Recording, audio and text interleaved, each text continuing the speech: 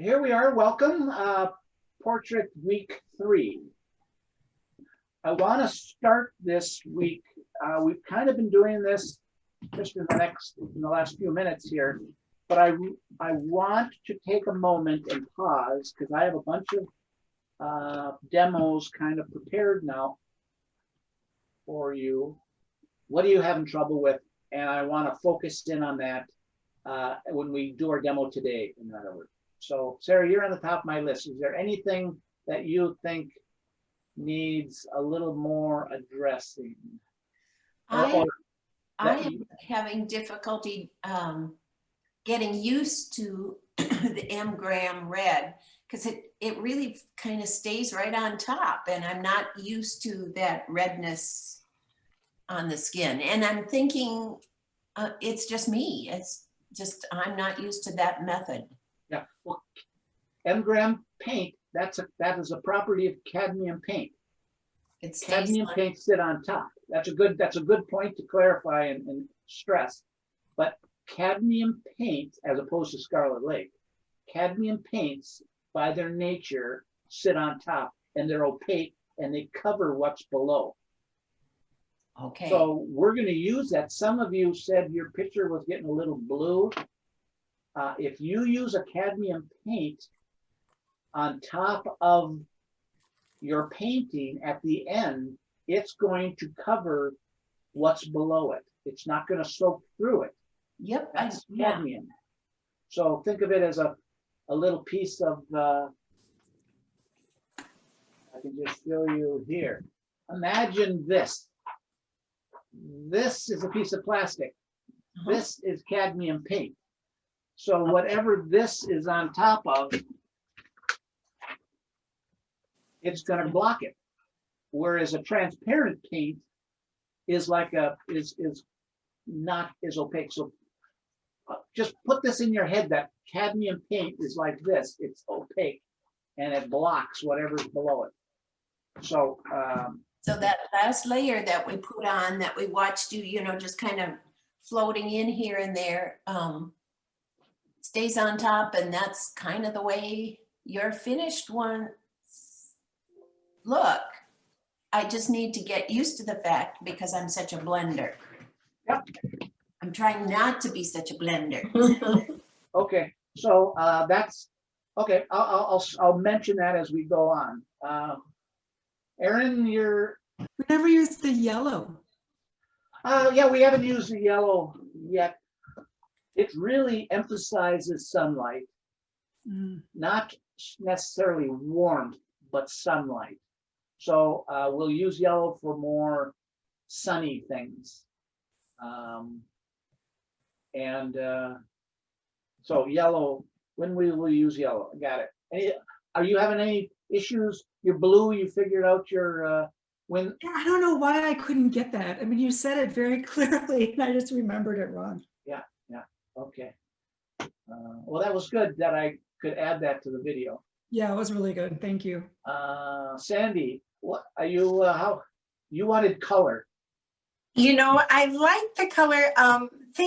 When my practices have come a little too red for me, so I was playing around with some different reds, and I kind of haven't settled on one. So I'd be open to ideas, or maybe I just have to play with the cad red a little more. Okay.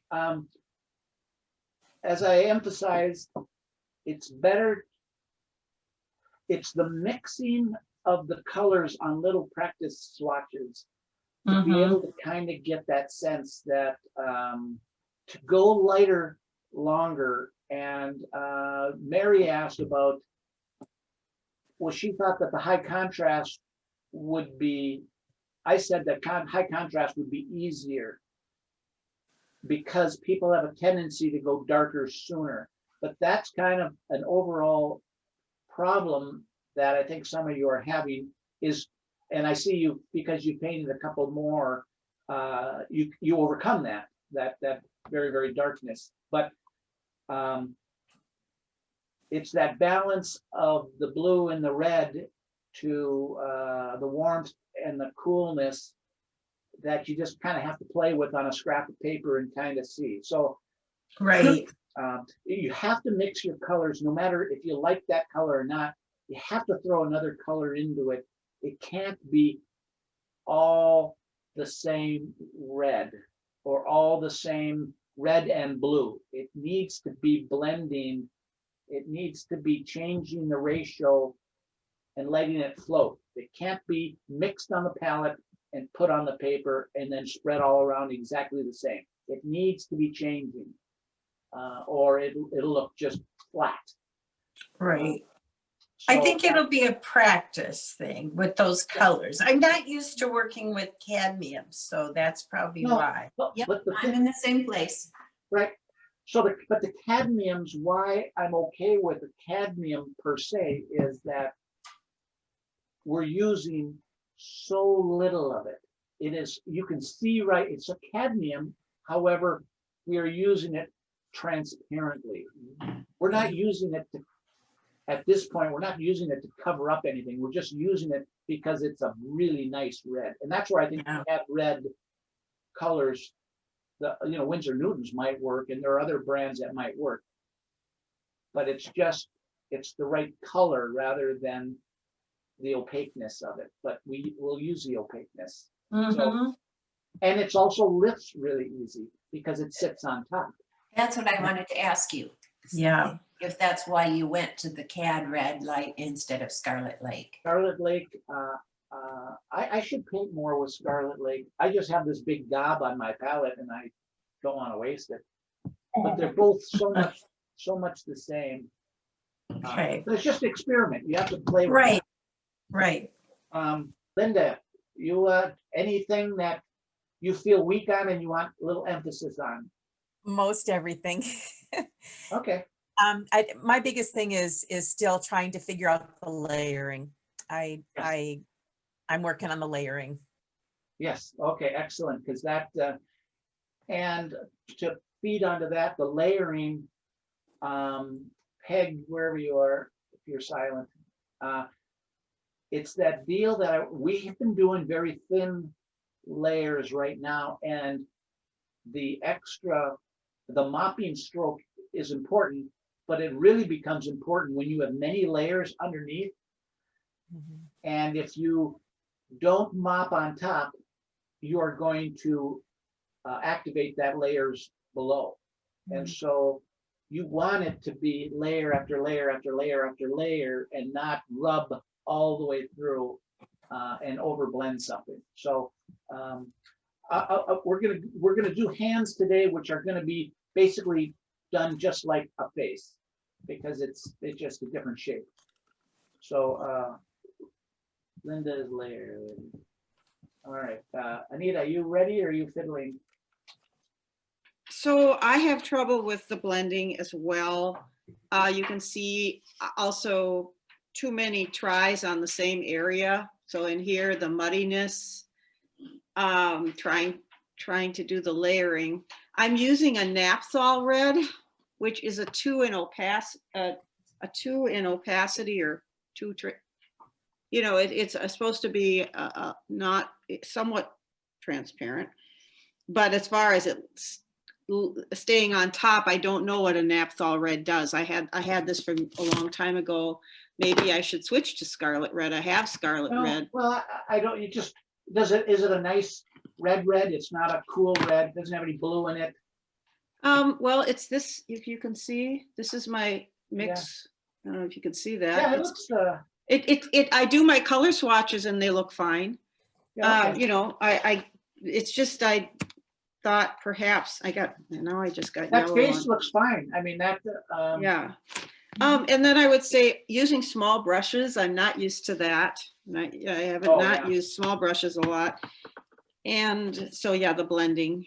Okay, But so, I mean, you can look at it and tell me what else I don't know.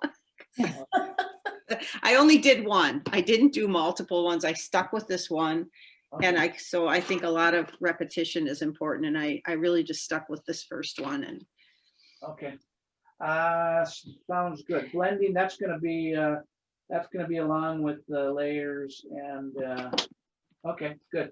Okay, I'm tuning in on what you're after here. next So person. Rebecca, how you doing here? Well, I don't know. I've got, let's see, where am I here? I don't see my own. There I am. This isn't very good actually. This is my, I don't think I captured a good nose. I had trouble. I had a lot of technical troubles. I had trouble with his nose. I had trouble with some of the subtleties of his mouth. Yeah. And I don't think I captured the essence of this person, which is Yeah. sort of a feisty type Yeah. of little mischievous sparkle in his eye. So I would Well- say that, you know, Yeah, well, this, right before you came on, we were talking about it. It's more, you're doing this guy because you don't know this guy, and I don't want you to capture his sparkle. I want you, who said well, something? this is what I did. And you know, this is new for, all this is very new for me. Okay, So okay. I think that has a lot to do with it. Okay, And- well, what I and- want to say, it's more, Rebecca, it's more about blending flesh color than it is about a likeness. You know, Okay. you don't need to do Logan, you need to do somebody with, a round face, and it's colors. It's more colors, and then the likeness will come later when you spend more time drawing it and whatever.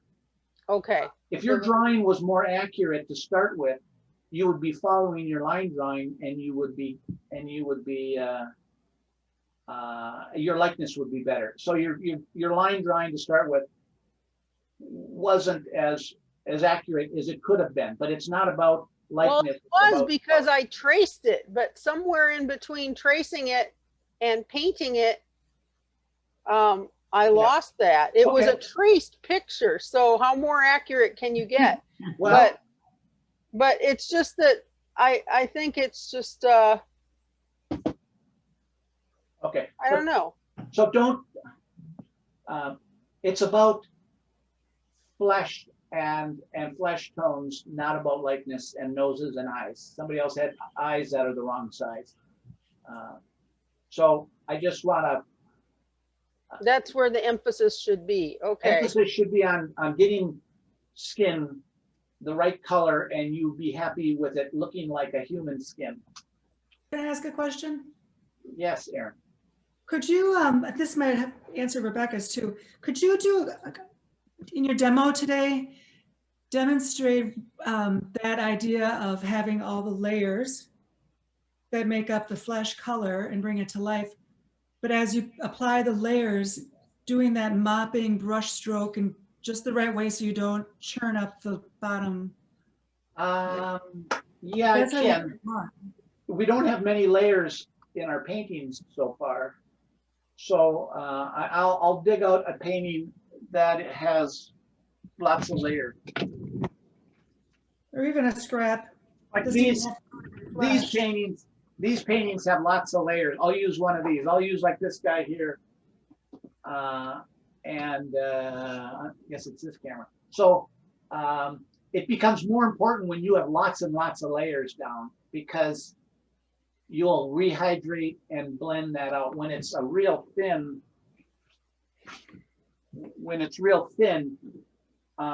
there isn't many layers. So I'll do that. That's a good. Yeah, because I'm thinking you're going wet into dry then, and then not keeping it from having hard edges. I just need to watch you paint a little bit, I think. Yeah. It also gets into the term, and I haven't really stressed that, is the get in, get out. If you layer on a nice soft moppy thing, you get in, you put down the layer, and then you move to another part and let that area dry. So then it's a separate layer, it dries. So people want to keep adding paint over and over and over again because they're trying to get closer and closer to it. And that time it rehydrates what's below it, and then it starts over blending. Will you tell us exactly what that moppy brush is that has such a nice rounded tip to it? What brand is that? Well, it's, I think I have it written, it's, I couldn't tell. I think it's Robert Simmons. It's all worn off, mine. The, I'll look for sure. Okay. I think it's Robert Simmons, but it's, anyone will do, any soft brush should do this. It's just, Yeah. this one being pointy is, well, as opposed to a soft brush. Right. But they're definitely soft. They're not stiff. Right. This one's actually stiffer. So I'll, the brush is moppy strokes. I Okay. loved it, but I'm not finding exactly the brush that will match that. Yeah. Well, your sables are definitely moppable. They're really soft. But they like to keep, they like, one of them is fine, but some of them like to keep their point too much. Okay. So yeah, I'll try it again. Well, then maybe it'll just be an issue of understand that that's what you're after, and you'll have to use your brush to see. If you use too stiff of a brush in the later stages, then your bristles will create friction and you will start to wear through the layers. If you use a softer brush, it won't create friction. So you have to be aware that stiffer brushes will protrude or whatever, get into the layers below more easily if you stay there too long, if that makes sense. Soft brushes are floppy and they're not going to be very abrasive up to the layers below. Got it. Okay. I guess I was having the same problem as everyone else because Okay. I kept getting either too blue or too red. Okay. Yep. That's just I would expect that. Okay. So. Okay, I got a good sense now. So I found, you asked what color I was using for the red, and I finally found it. It is cadmium red, and I could not find the light that you suggested. Well, Winsor It's Newton, Winsor Newton. right? Winsor Newton doesn't make a CAD red light. It's M. Yeah, Graham makes a CAD red light. So what I did is I made a new base red and I added some yellow in with my red so that it would be lighter. Okay, well, we'll try that, just make a swatch of it so you know, put that down, exactly what's in that little vial. And then you'll say, oh, I like it or I don't like it. So have a reference and then you can change from that. Because when it, where am I? Here we go. Yeah. When it sits for a while, all the red goes to the bottom. Yep, cadmium sink, yep. Yep. So then I have to shake it up, but it seemed to give me what I'm assuming is closer to what you recommended was the cadmium red light. Yeah, or just lesser paint. I got the same thing here. Here's my cadmium. It's basically water and then CAD paints on the bottom. So, Yep. Yeah, look at the bottom of your rinse bowl. You can see what your heavy paints are. Okay, so, all right, let's begin. Week 3. Okay, so we've been going through the supplies and we're going to go into more yellows today. The edges, I'm going to stress a little bit of edges. Again, I was thinking about Mary's comment about that. I thought the high contrast picture to start with was better. I kind of want to know your feedback when we get through some of this, is if I should start with a baby face with like no contrast first, or my thought was to go with the high contrast. And so has to do with edges. more so. The lighter, flatter ones don't have any edges, where Logan has a lot of edges. And so I kind of leaned as a starting point to go with something with edges rather than a softer flesh without edges. So I'm going to stress that a little bit as I think about that. The mixing of value 9, again, I'm trying to say to you, I gave you a reference, just as a reference, as a starting point. If it's too dark for you, make another reference, and then you'll have that reference to go by. And then you'll finally figure out your colors of paint, what you find is the correct value. So it's just a point. It's just a point to deviate from. Today we're going to talk about the whys in drawings. And like this little hand here, we're going to see these tiny little shapes, like right here, where this line goes back. And this little chubby joint here goes back, and that goes back, and right here the hand goes back. These things people don't focus on, and they're really important. So I've got a number of slides that talk about these Y shapes. See, it's kind of a Y shape. We're going to do some hands. We're not going to do eyes today. We got hair and hands, and some hair and fabric. So, okay, that's what we're going to do. So some of you are sending me the photos, and I've hopefully been helpful on which ones are easy and which ones are not. I'm going to save this picture until probably next week, showing a series of how to take pictures of one another.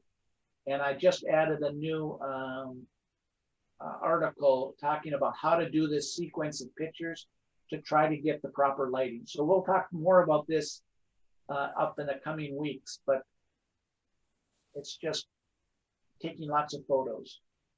Look at that handsome man in the corner. That's it. Thank you. It's all mine. It's Anita's Jim. Jim? Yeah.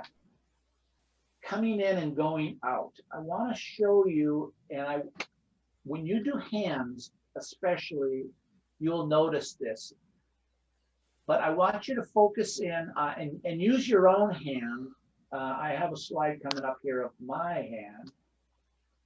But we're going to paint this little hand like this, a little baby hand. But you have to see these. Let me go to this slide first. Do you see these? This finger is going away from you. Do you see how this joint, that line goes away? And it's kind of like this. Each one of these joints in front cover up the joint behind it and the joint behind it. And it creates these little Y shapes. And they are really important to create depth. If you don't look for them and see them, your finger will look just like a sausage and not look like it has depth. So and you can kind of look at your finger itself. You can see these joints are going away. And then when you point your finger, this one is now in front of this one. And that goes back, it goes back, it goes back. This thumb is in front of this joint. That line goes back and goes back. You see that? Your photo may not show that, but this is pretty important. And here again is the normal finger. You can see these little shapes. So now when we look at this little baby shape, if you just painted this little hook coming out, it wouldn't have depth, but you need this little point right here. And this point here that's on, you see how it's going back? You absolutely must have those things or your finger will just look flat. See down here on this, now this joint is going back. This part of the finger, this thing hooks around this way, see? And that makes this joint in front of that joint. This is a little bit more into the more advanced, but you just have to see that. Can people see that? Nod your head. I got more examples. If it's clear, I'll move on. All right, I'm not getting a big. All right, let me show you. Okay, there's an. Okay. It's like foreshortening, yeah. Yes, but it's these. You have to see that Segments. one symbol or one thing is in front of the other. You use this in landscape to show depth too. And okay, so remember that I call these the Y's because that's kind of my name. See, yeah, cute. Okay, so that we'll see that these little chubby toes, like this top of the foot, this first toe goes down and breaks into the top of the foot. The top of the foot breaks into the ankle. This next roll of fat breaks into the one behind it. And one side is lighter and one side is darker. And if you just painted that as a flat thing in a couple of lines, if you didn't get a variation in light to dark, it'll just look like lines on something flat. There's a lightness and a darkness, and that symbol shows that something is in front of the other, and it creates form. Very subtle, very important. Okay, let's go on here. Okay, so, everybody's happy with that. That'll be more so in watercolor too. Okay. We're gonna do, I have this picture for hair. I'm gonna do several hair things and hand things. I have this little hand. We were talking about, Mary wanted, she was talking about dark skin. So we're gonna do this dark skinned person's hand and this little baby skin person's hand. And I have that all drawn up, and I want to show you that they're basically the same mix. One's lighter than the other. One will have more blue than the other. But depending on the race, you'll mix a little bit. The blend, the mixture. You'll use the same colors, but your mixture will blend. So I want to show you. You can see that the joint. These little marks, you can't hardly see them in the old photo here, but these little marks, you have to recognize that they're going to be there. And like this one here, you can't really see it, but it has to be there, or that leg will just look like a horizontal blob. Elbows have that tiny little shape there. Those little lines, look for them. Okay, enough on that. So what I have here is I want you to kind of see my drawing. And I want you to see her hair. Okay. When it's something that's dark, like this part of her hair is really dark, you can, if you know it's going dark, you can kind of use some graphite and put on there. If it helps you, you can shade a little bit because it's going to go so dark, it's going to cover this up. Okay. The same thing with the part. If it helps you remember that this area is dark, same kind of thing. But when you get into the cheek and don't go shading on the cheek because that will show through because it's so thin. But like areas like down here, this is so dark that you could kind of shade it in if because it's not going to matter. Okay. Okay, so what I want to show you are, this is the finished one, of course, are those little strands, and this is kind of blondish hair. So that's what we're heading after. So let me just get rid of that. Okay, here we go. So let me paint. What I typically use for blonde hair, you know, whether it's children or not, is the raw sienna.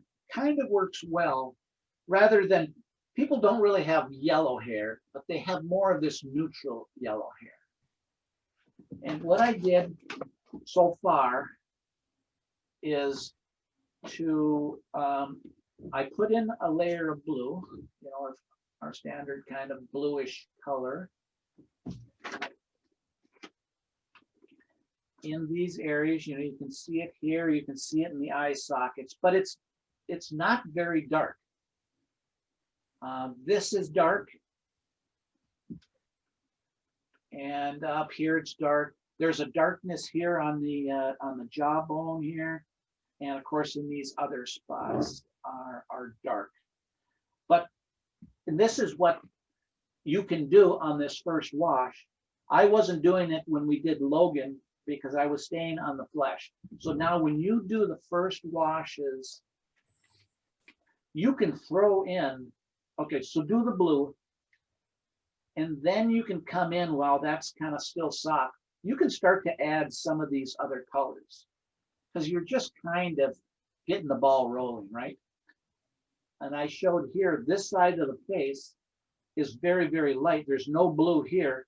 So I was careful to bring this blue, you know, when I brought in the background, I was careful to bring the blue around here as I was adding the background. So I was immediately creating the background, and I really encourage you to do the background, a little side note here. When you're painting anything, you know, I don't know what I'm saying, try to bring the painting up together. Don't finish anything and then have to go back and then do the shirt and then have to go back and do the background. Bring the whole painting up together at the same time, face and then background. Okay, here we go. So hair, I have some, and so let me just, this is the same thing as the face. This layer was the lightest. This is the lightest portion of the thing.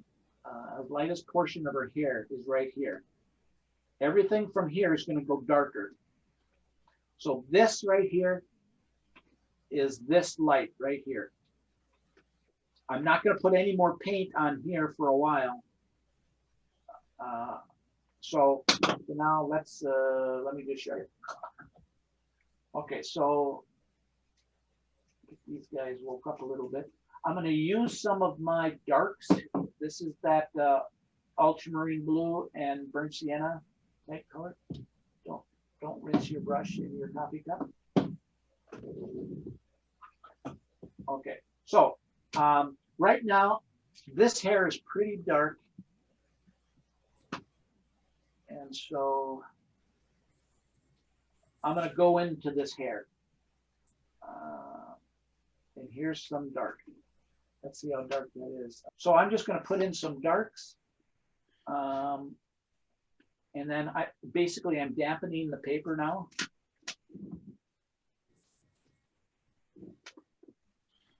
Okay, and then,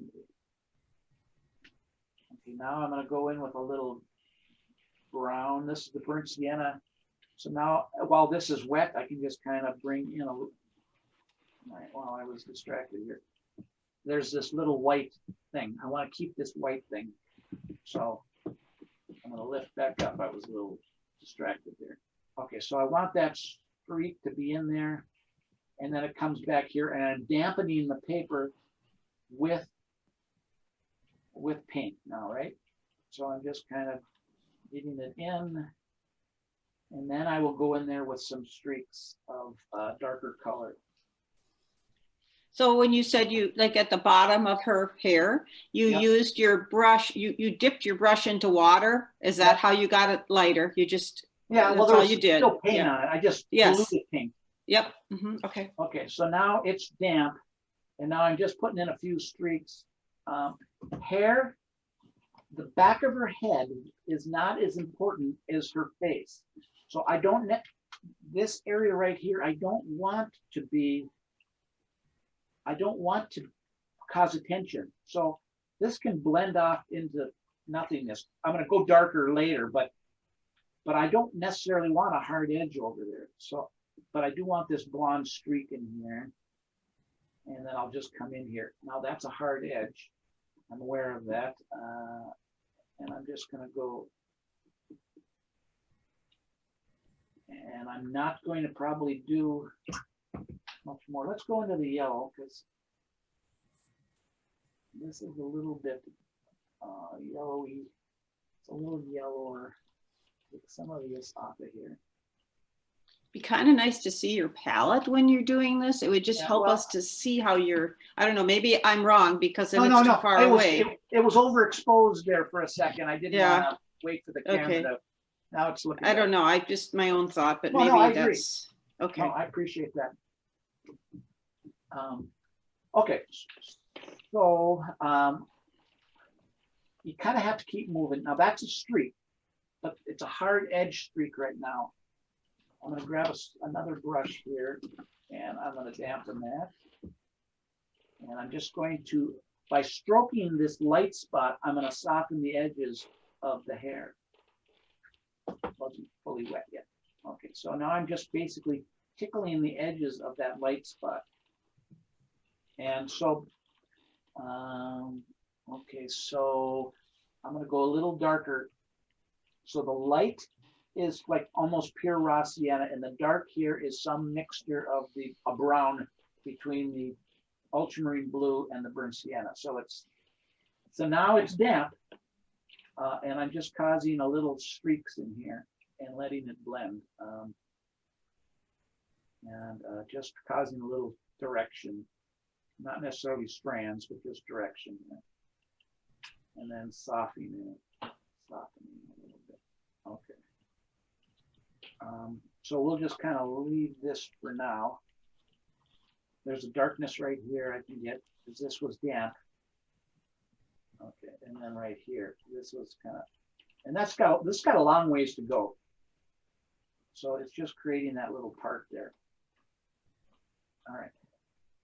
Okay, that's probably as far as I'm going to go with this right now.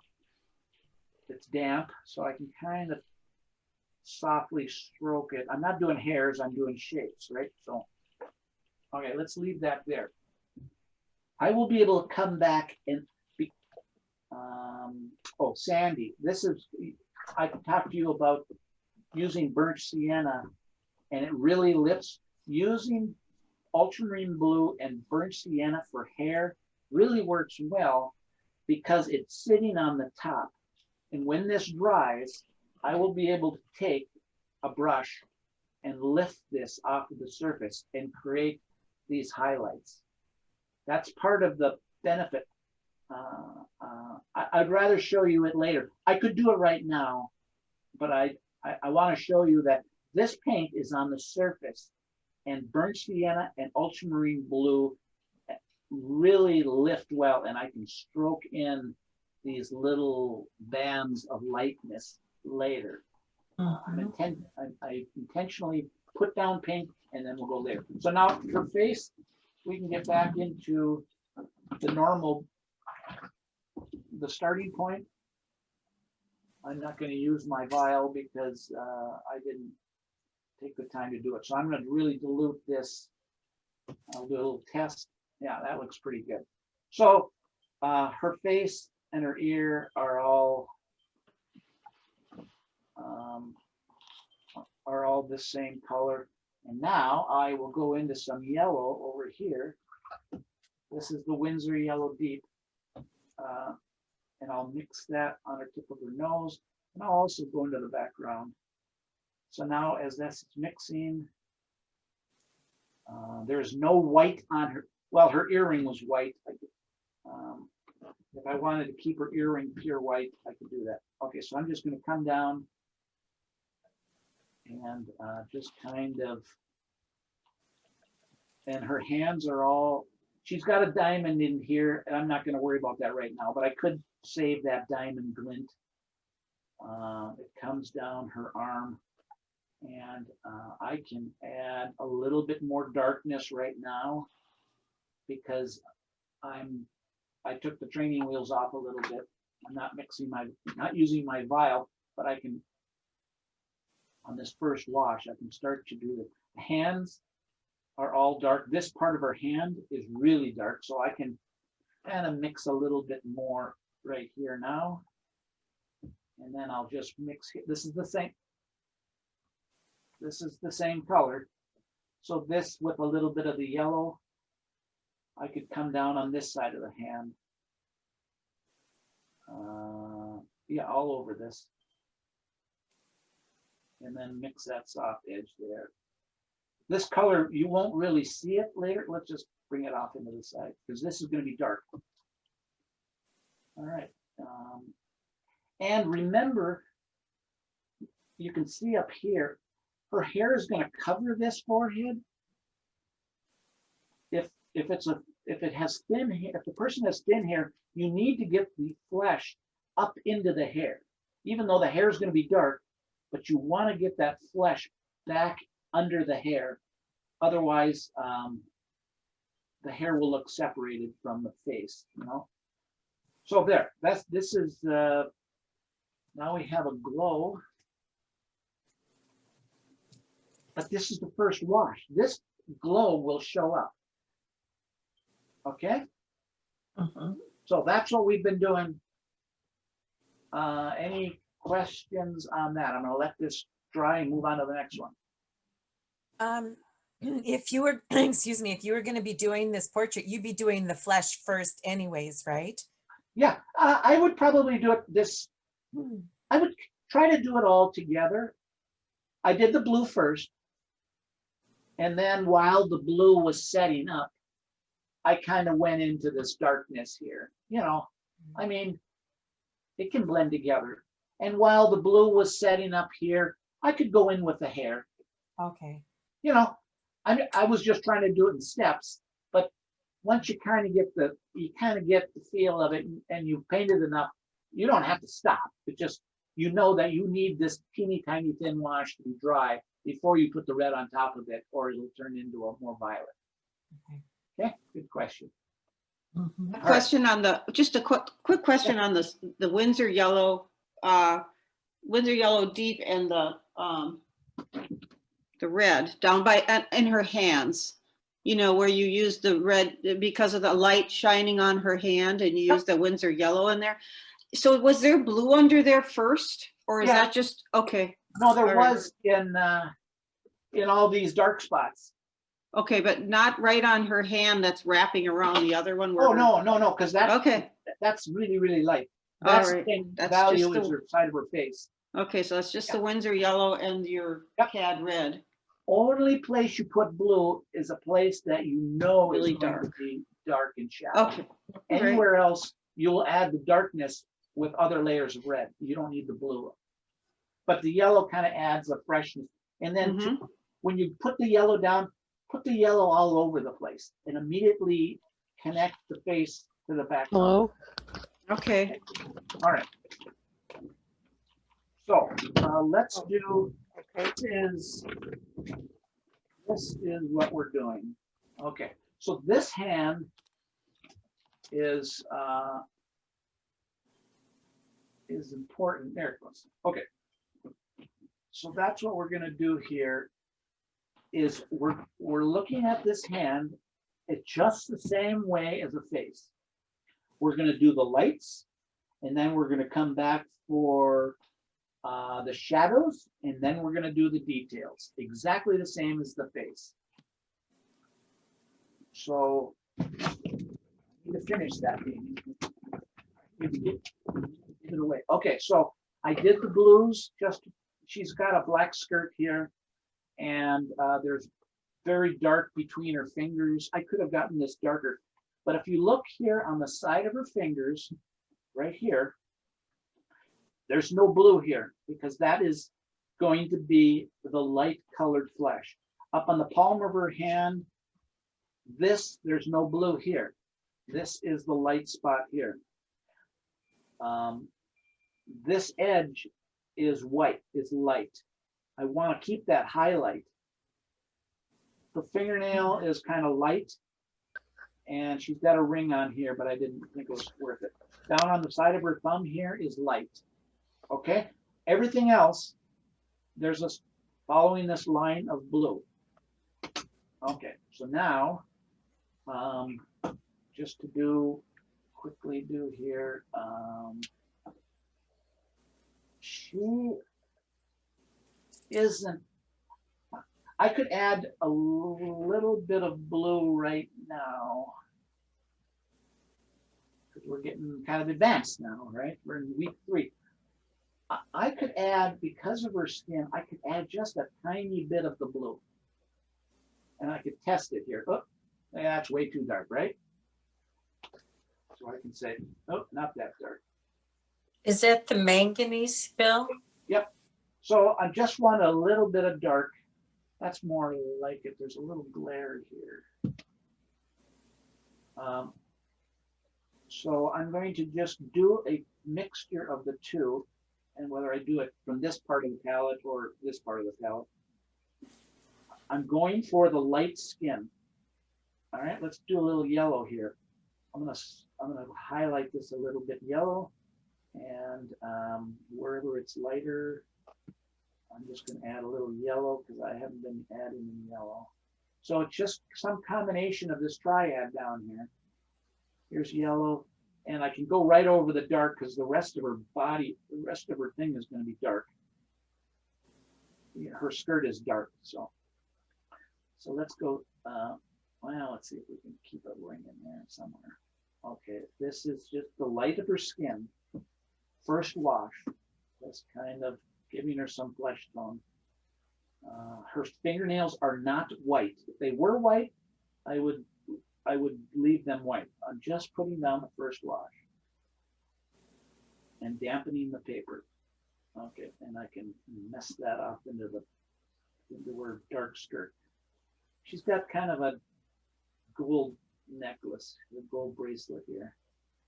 She's not a poor woman, I don't think.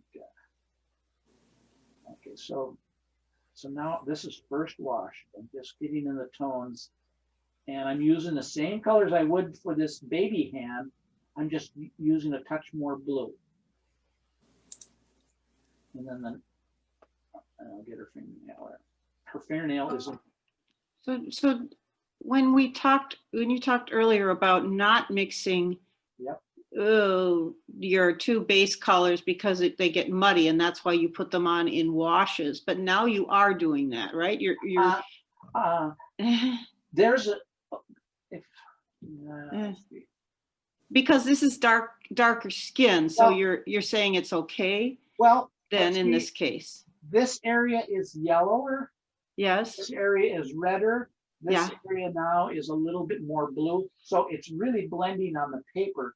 Every time I bring my brush back, I am changing. I don't have one puddle of exactly one color and go back to that puddle. That's an excellent point to clarify. When I go back, when I bring my brush back, I'm gonna add maybe a little more yellow to it. If I this is a good point to bring up. If on my palette, I did this and mixed this puddle right here. And this is all one color. And if I kept going back to this color over and over again, it would all be that color. This exact color right here. Mm-hmm. What I'm doing, and this is the thing about keeping color interesting, is I am going, every time I put my brush back on the palette, I'm changing color and I'm getting a variation of color on this skin. See, here's some blue still showing through. Here's some yellow. I wish you could see it a little. Here's some red. So now this is drying. I won't go back into this, but I'm varying the color as I'm going back and forth. I'll make that point more on the next hand. So this is showing you, here's dark skin. It's got a little bit more paint. It had more blue on it. Okay, so that's kind of, even though it's the same colors, it's just darker colors to make darker skin. Now we get this little sweet little pink hand, and we're going to use the same colors. And in this hand, I wasn't sure what your questions were going to be, so I was prepared to start from scratch. So, so this hand's got no paint on it. This is just a little drawing, and let me show you the drawing to emphasize that point of the Y's. You see this little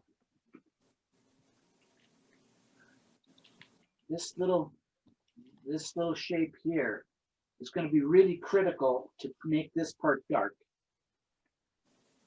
This little fork here is important. You'll see a little Y here, and you'll see it on the older woman too.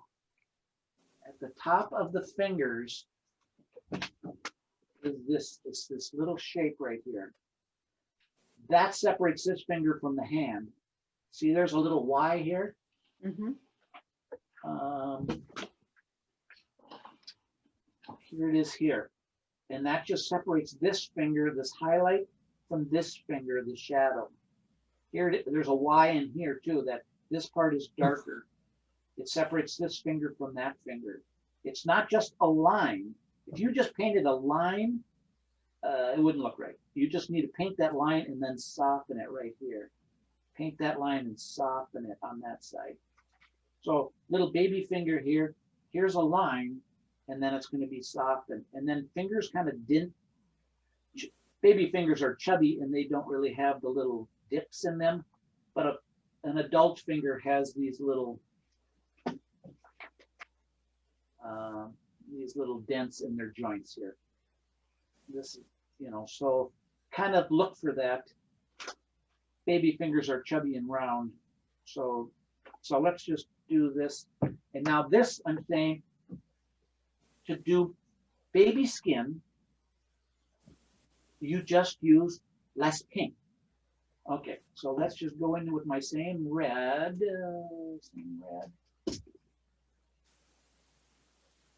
Okay. Same red. Here's baby hand.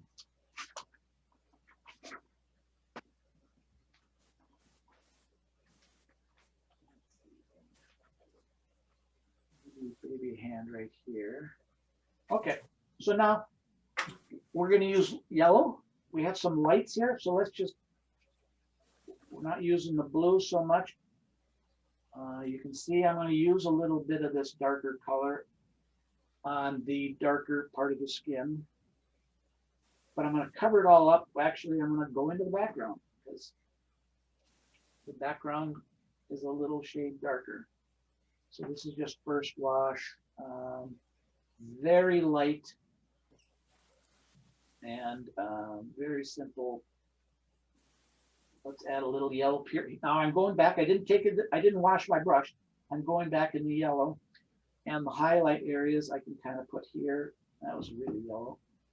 I'll just kind of blend that out. Here's the light side of her arm, going right into the background. Okay. Let's go back, add a little more yellow to it, and this finger here has a little bit of a yellow to it. And being a little, it's damp now, so it's going to blend around. Okay, so first wash. If I go back into the blue, it's damp now. This is taking the training wheels off a little bit. I can go back a little bit just to knock that down into the background. Okay. Okay, And this is a little damp now. Okay, so that's the normal first wash that we do on the face. Okay? Baby skin. If you get it too dark, like I'm gonna probably emphasize how light baby skin is. I'm not going back to the white of the paper, but I'm just taking off. You see how this part of the finger right here is pretty light? I'm just gonna remove some of that. And as it dries, of course, it'll get lighter, but now I've highlighted, I've lifted some light. That's going to be really, really light. And this part of our arm is really, really light. Okay? Very thin, much thicker. Okay. Okay? Baby skin isn't a different color, it's just very thin.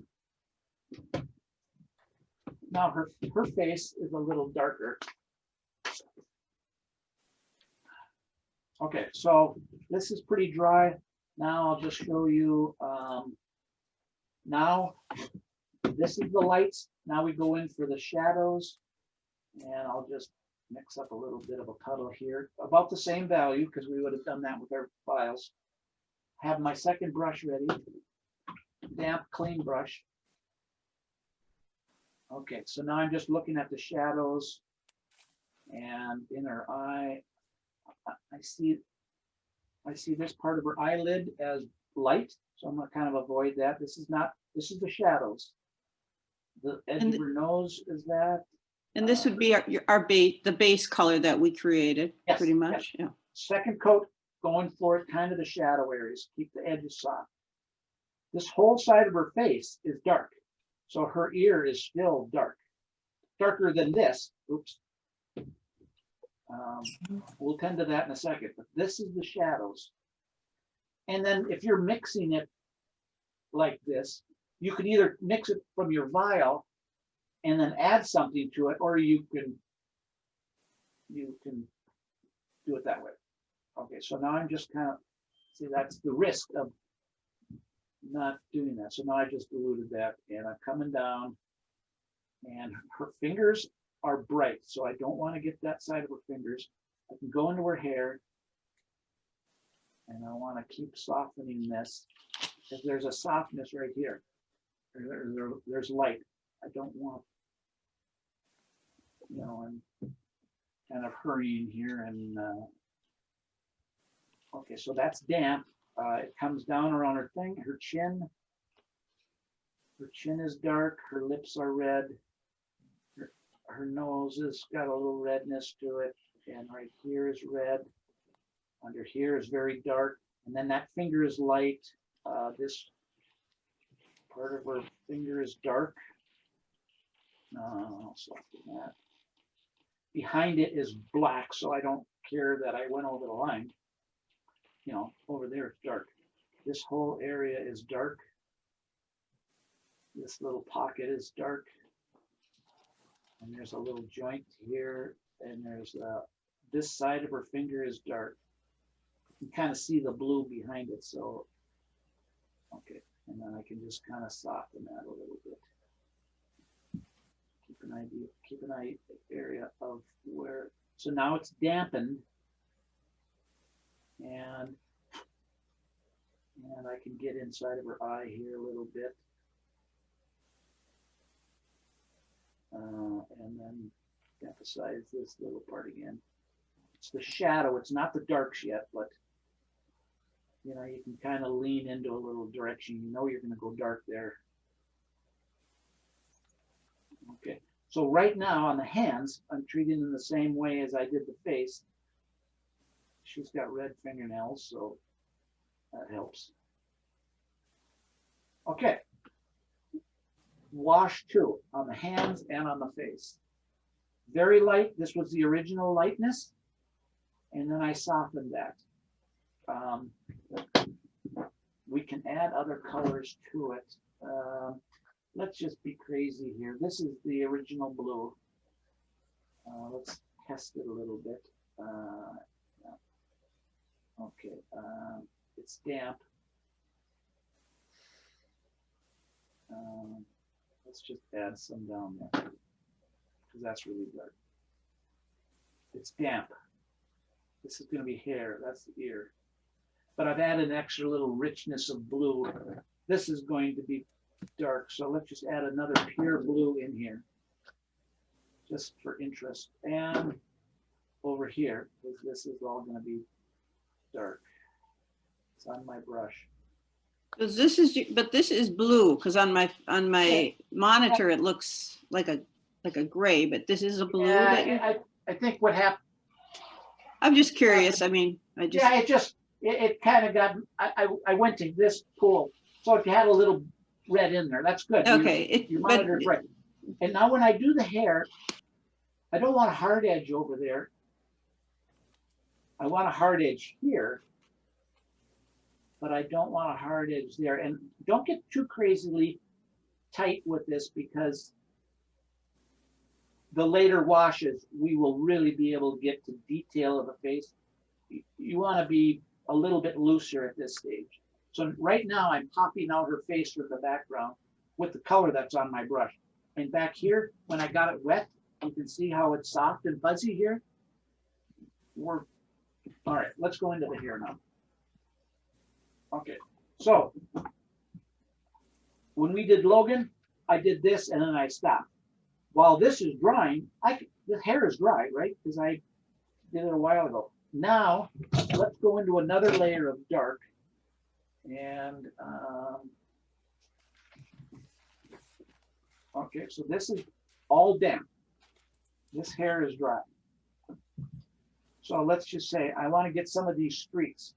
Let's do her part here. So let me just kind of go in a little bit. And I'm going to just lightly dampen this. And if you get it too damp, you can do that. Now it's just dull. Okay, so now if I just go in here, I'm just going to put in this dark, soft shape. And then down here, there's a shape. And then it kind of streaks out. There's a highlight on the top of her head here. So I'm dampening right here. There's a streak. Is that blue?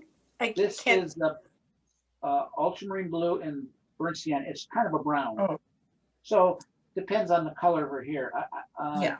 It's a little darker than raw sienna, but I could be using the raw sienna too, where it gets lighter. It's just, we're looking for a little bit of definition now. The first layer was the lights. Now this is kind of the shadows. And kind of keep an eye on where her light streaks are. And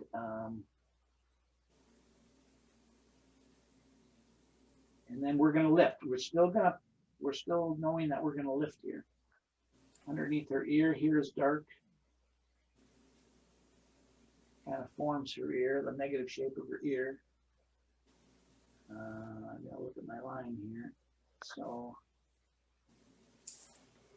okay, and then this kind of comes down, and this part of her hair is soft. Okay, so that's kind of the light spot of her hair. And this layer is about done. Now, what I use for a lifter, we haven't talked about that. I use these little, I have a series of these little ones. These are not scrubbers. Scrubbers are really tough nylon. These are brushes, but they're just a little stiffer.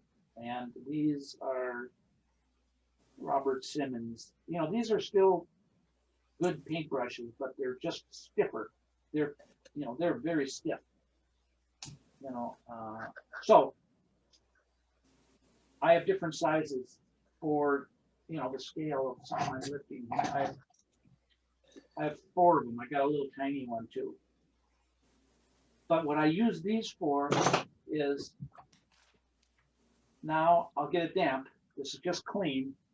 What I can do while this paint is firming now, and I'll do this later, is I can start to lift it. Okay. I can see there's strands up here. Well, you can't see it, but it's not, it's just damp. If it's wet, it would bloom. So now I'm just going to kind of lift a little bit while this paint is just kind of firm. And just kind of come down here and just put a little shapes in here. We're going to do lots more of this later. I can lift a little. I can soften this. I can streak these marks down. Okay, but lifting I use as a function later, using like this burnt sienna. So I can kind of get some of these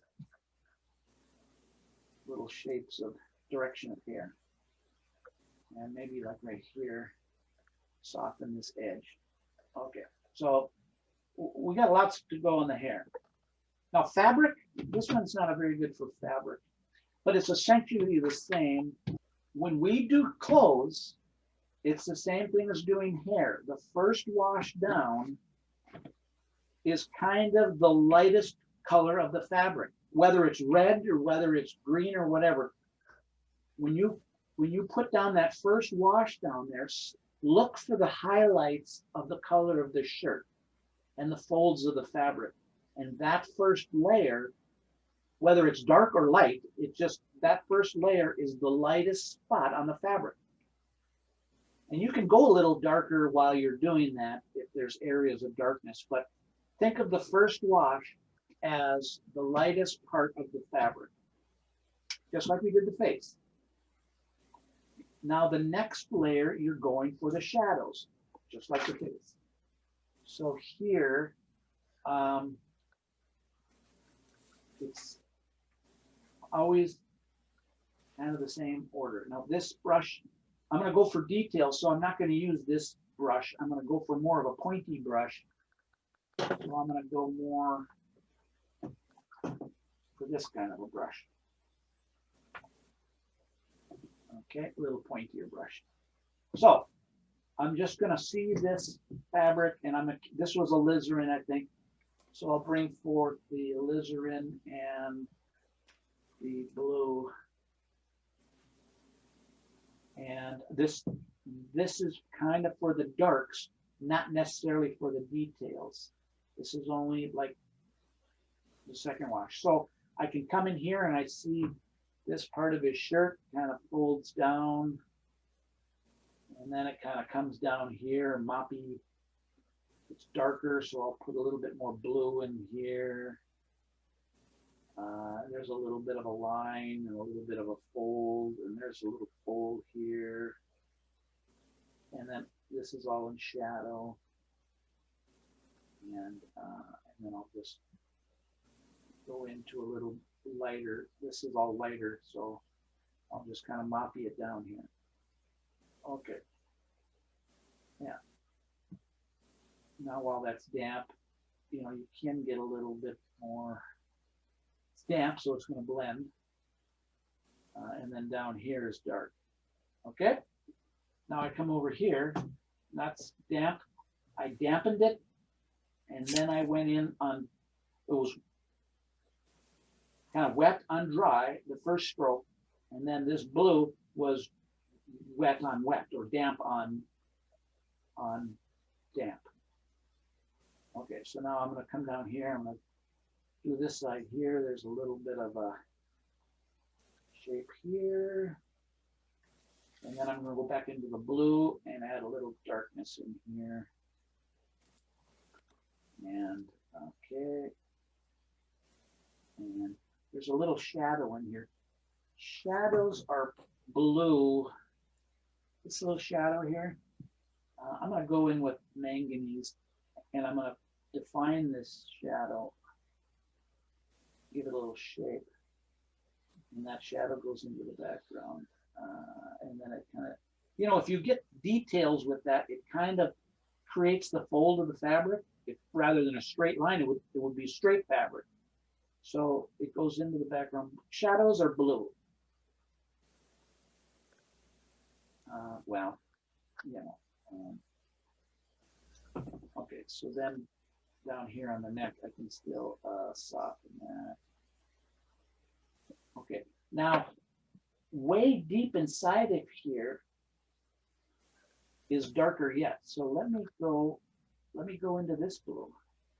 It was that blue, that's the shadow, and then so now let me just, this is damp. Now I can just stroke this in and push that back a little bit further while it's damp.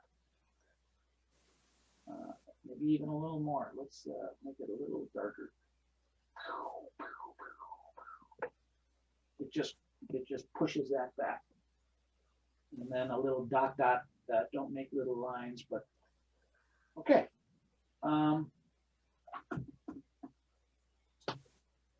Okay. Cobalt blue, if you have it on your palette, kind of works nice for shadows. Not completely critical, but cobalt blue is kind of a shadow color. Okay, so I've created some dimension here. This is still damp. I can come back with a little bit of detail.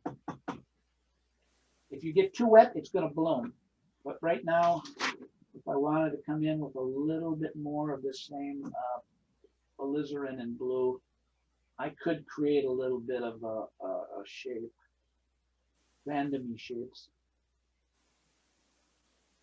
and it'll kind of soften out a bit. Okay, you know, this will be kind of your, you don't want to make it too literal. We'll soften the edge a little. He's got a little strokes of pattern here. All right, so the point is that this is the same method as we did the face. The lights, the shadows, and then we'll still come back here and we'll add any more little details to this. But now this collar looks like it's got some shape to it. And the hat, how are we doing here? Okay.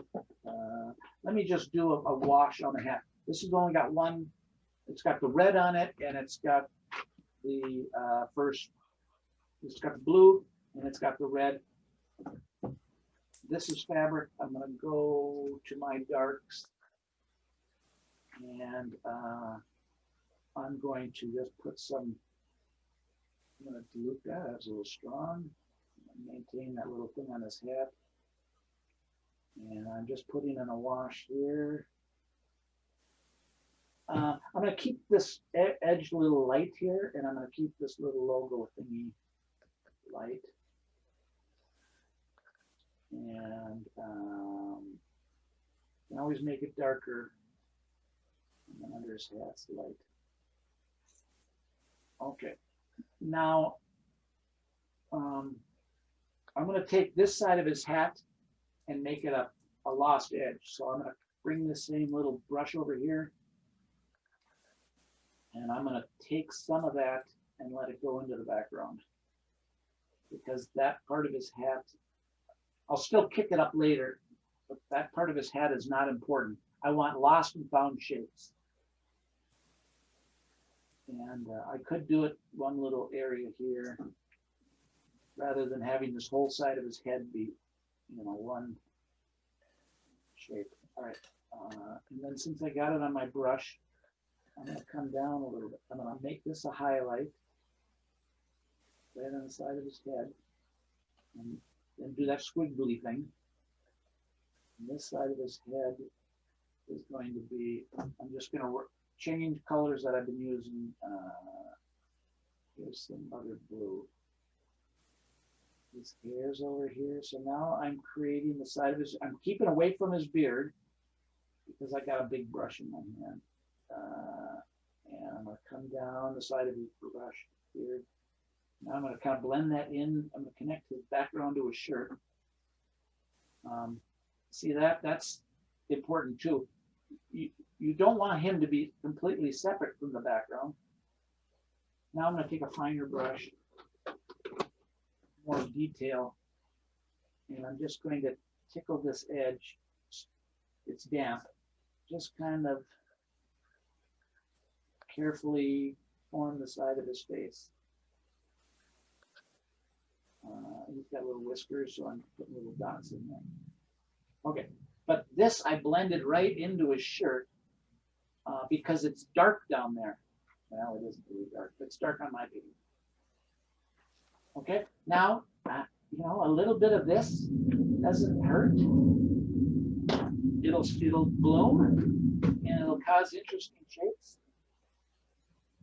And that's kind of little style points. And if you want other shapes, you can do that shapes. Okay, so his hat, I'll go back to my little lifter and say, on his hat, there's some little shapes of the wrinkles. This is all the same, this is all flat right now.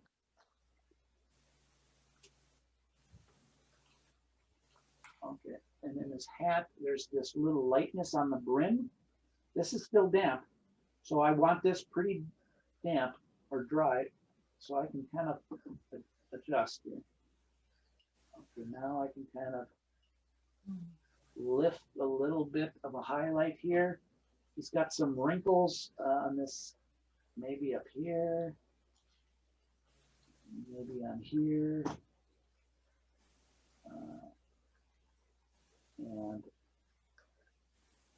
I don't want that one there. Okay, so now I'm just, it's damp. While it's damp, I can add a little bit more. This is damp. Let's just add a little bit of a darkness here. Darkness. Maybe just a little bit of a line here. And this is not the end of the hat. Underneath the hat's dark. Okay, there's a little bit of a shape there, a little damp mark there, and this mark. Okay. All right, that's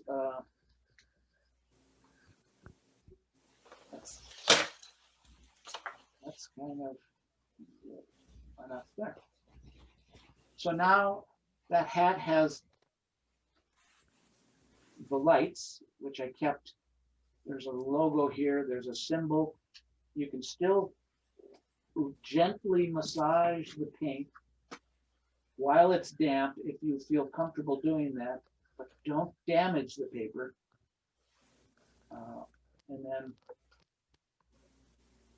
And then there'll still be one more layer when you go in for more detail, more of the threads, more of the seams. But, you know, his hat now has, it's changing shapes. It's not flat anymore. Okay? How are we doing here?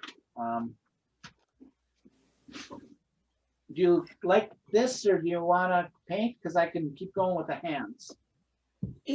For me, Bill, it really helps to see you paint. I don't know how other people feel. So that would be my, I don't know what everyone else thinks. People, all right, I agree. If nobody disagrees. Let me do some more of the hands. First wash. I'm going to do both of them. Let's start with Petra. Okay. So this, she's all dry. Now I go in for shadows. That was the lights. Now I go in for shadows. And I kind of do the same. Now I start to go into the mixture. Because her skin is darker, my shadow is going to have a little bit, and let me just show you what color this is. It's going to have a little blue in it. Bill, when you do this, what's a typical amount of layers that you have on a portrait or a hand? Or Well, these that I'm showing you, the lights, the blue undercoat, but really the first layer is the light, then the shadow, then the details, and then you start as many layers as you want. When we got to Logan here last time, I told you that I was probably 50% of the way done. This amount of painting to me will take, well, it depends on the scale, but it really doesn't, because your brush gets bigger.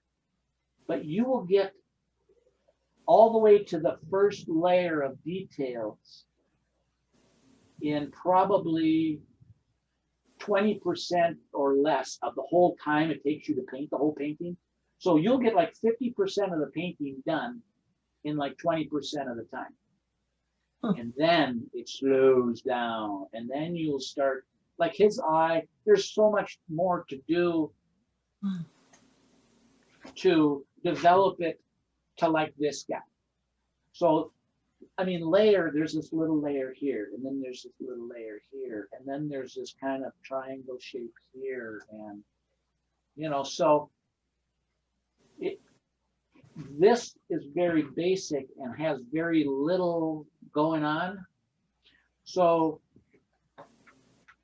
the more intricate and the more the skin has to offer, but it's like that becomes the Zen thing. It's like, boop, how do I like that? Boop, boop, and that's the little shape to create his eye very slowly and very meticulously, and in his hat, to get these little extra shapes in here. Those are each another layer, just like the difference between there's a darkness here, and then this, and then this, and then this, and this. So each one of these are just developing it. When you get soft skin like this person, the whole skin is going to take hardly any time, and then you might be taking more time in the hair, putting in this dark, and then lifting this light, and putting in this dark, and lifting this light. And that's layer after layer after layer, but it's just the slow down. And to me, that's getting it this far is just kind of mechanical.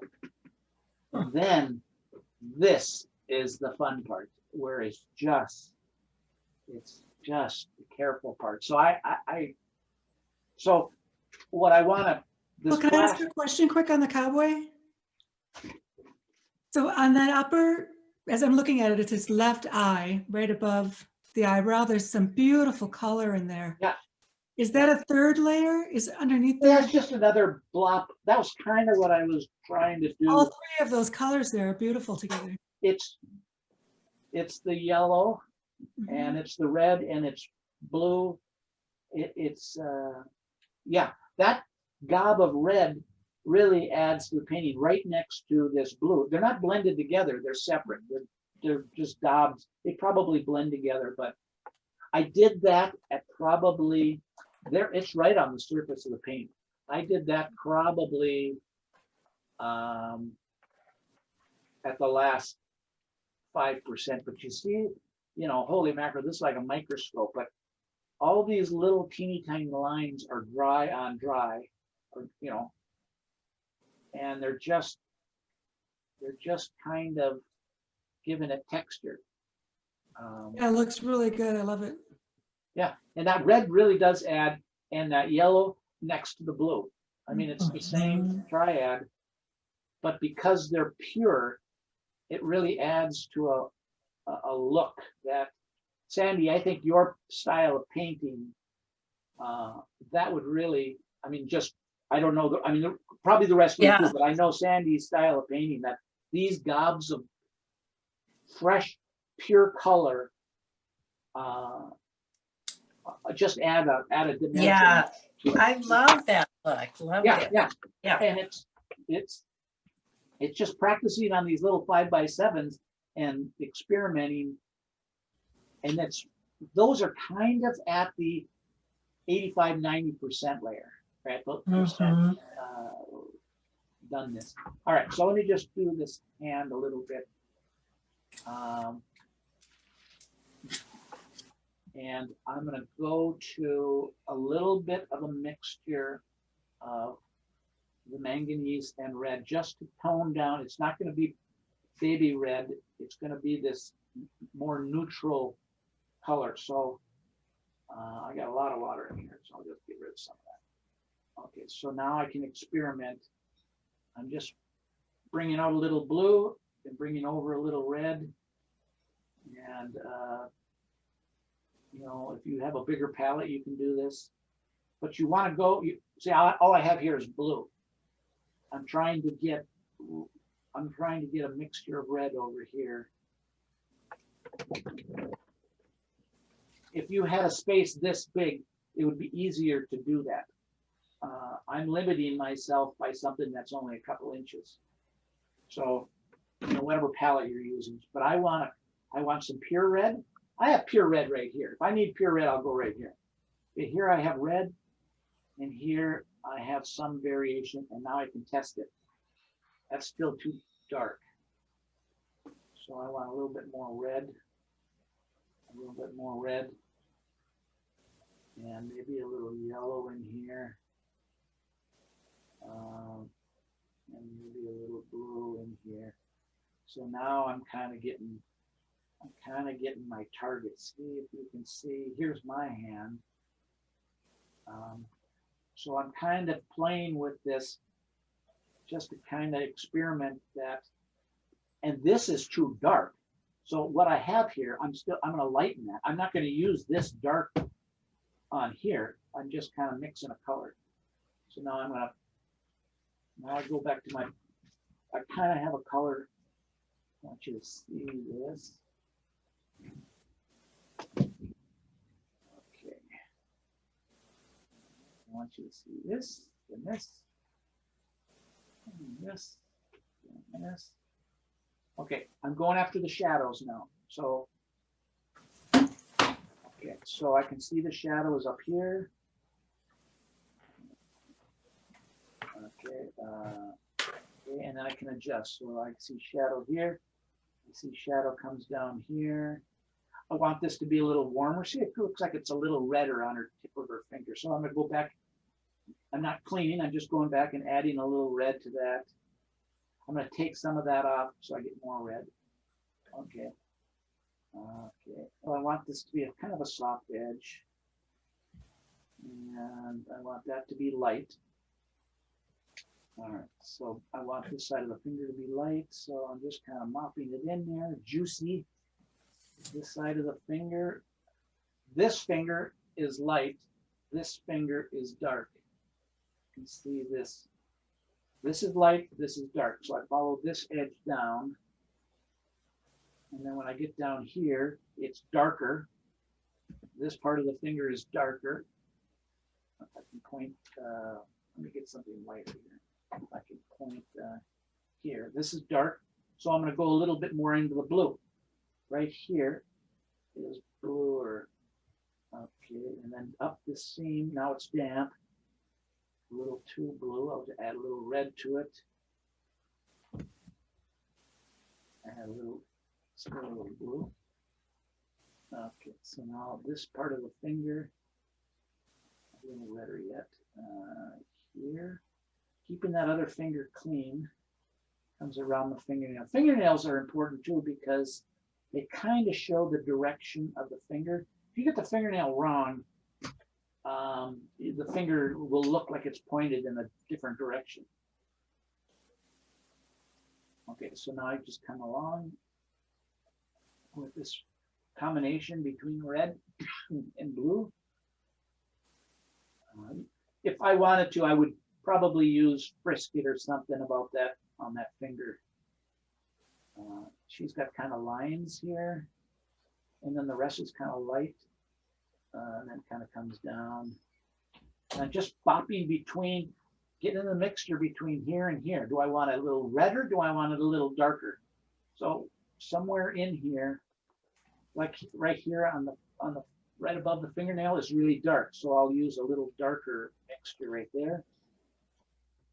And there's some white in the creases. And there's a little bit of a Y there. It's a little too dark. Let me just get rid of that. Okay, so now this side of the finger, I'm gonna go back inside here. It's darker. Go a little redder.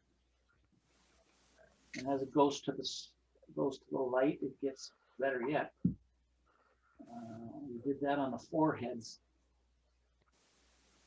And this, as it leaves the darkness of underneath the hat, it got redder on the Logan. And then this fingernail kind of comes around.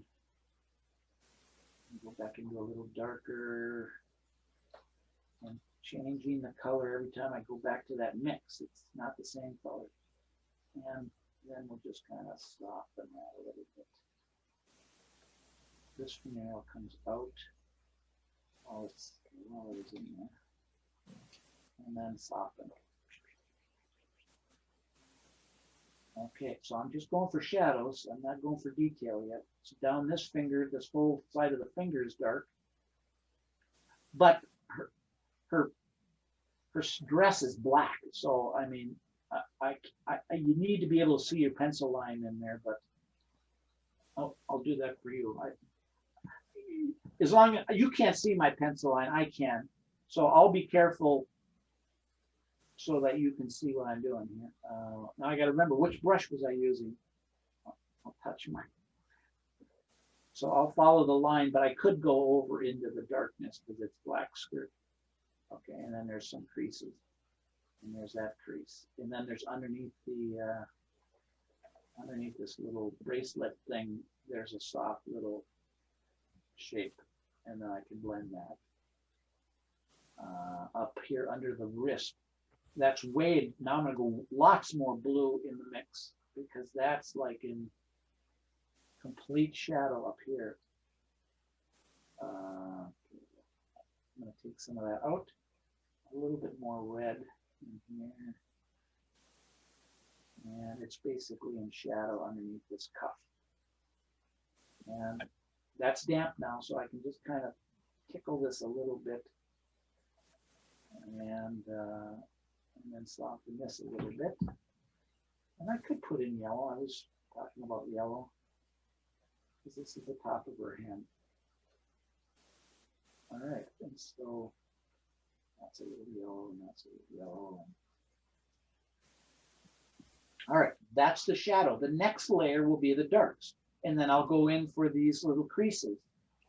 But that's just, some hard edges are interesting. We'll see her, so you can see, I mean, her hand is tiny. This hand I'm doing is big. But the top of her hand, you can kind of see these dark marks. Well, there's another thing about this, why these hands are so detailed, is the gal that wanted me to paint this, she liked this gal's hands. This, for her, was the focal point and the interest of me painting this, was these hardworking hands. So these hands are way more detailed than they would need to be on a normal person. But this was important to the person. So I made more hard edges and more detail in these particular hands. So you can see the base layer, you can see the shadow layer that I just did, and then the next layer is going to go in for these little creases and details. Okay, so we're only at the shadow. Baby hands, pink little fresh baby skin. Dark paint with blues, very little blues because it's pinky. And this blush, this color is probably closer to the Scarlet Lake. Let me show you again. This is the red, and this is similar to all your other, that naphtha red, or, okay, you can see. And then somebody added yellow to it, just a touch of yellow. No, it can do that. And then Scarlet Lake is just a little bit pinkier. I don't know if you can see that, but it's a little pinkier. It's very, very different, and but that's, you need to play with that in order to see that. Now I add a little orange to it, and if I want to subdue it a little bit, I put this tiny bit of blue in it. And this blue down here, and it just neutralizes and puts it in shadow. But this I did with Petra. This is baby skin. It's the same color, but I just showed you the difference here. But that's not my hand. This is more my hand. But that's what you have to get comfortable with on little scraps in the backs of paintings. Is just that little blendy, and then practice a little bit before you go into her hand. So here we go. Base coat. She doesn't have much shadow on her, so this is more wet on wet. There's there on this level. I'm going to just dampen her a little bit. We got this Y here, but that's, we're going to worry about that in the detail. So this whole thing I can dampen. Okay, so now I'm going to go in here with this little red over here. This is shadow. This is sunlight, so this is kind of shadow. This whole back side of her hand is shadowed. This got fingered. All these joints down here are shadowed. This is shadowed. This is shadowed on this finger, not on the other finger. This finger is shadowed. It looks like her whole fingernail is in shadow. The thumb is in shadow, but I'm using really, really light paint. You got to keep that line, and then there's a little piggy dimples, and the bottom side of this finger is shadowed a little bit, and then we can kind of.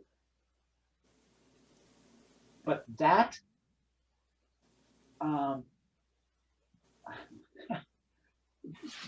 That's all to make light skin. Put less paint down. Okay, I mean, how much paint was that? I mean, it was just a teeny tiniest, but that is light baby skin flesh. That's, you could do that on her face. Okay, this woman, she's got a little bit darker skin, and it was in shadow. That is lighter, that is darker than this. Okay, very, very important. That, now I'll go in for the detail. Okay, all right, let me just do another layer on Louise here, and I'll go into a little bit of the detail. So now I go in for details, and now I get my smaller brushes and my shooters on, and so I'm gonna get this brush, and I got this brush and this brush, and I'll probably keep this brush around for blending. So I use this stiff one as detail. So now her lips, as I kind of started off before, when it's dark, it might be, she doesn't have a really dark corner of her mouth. It doesn't go into an open mouth. You know, like Logan, that was really dark in there. Her lips are not that dark. And if her, so I don't need quite so much blue. So I'll have alizarin, and then as it rolls around in the light, I will go into my into this paint as it. So here's the corner of her mouth. I can test this. You know, how is it looking? All right, that's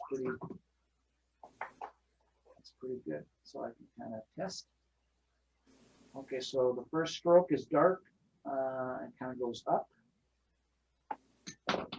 Control the moisture. Then I'm going to go into red. As it rolls around, it's red.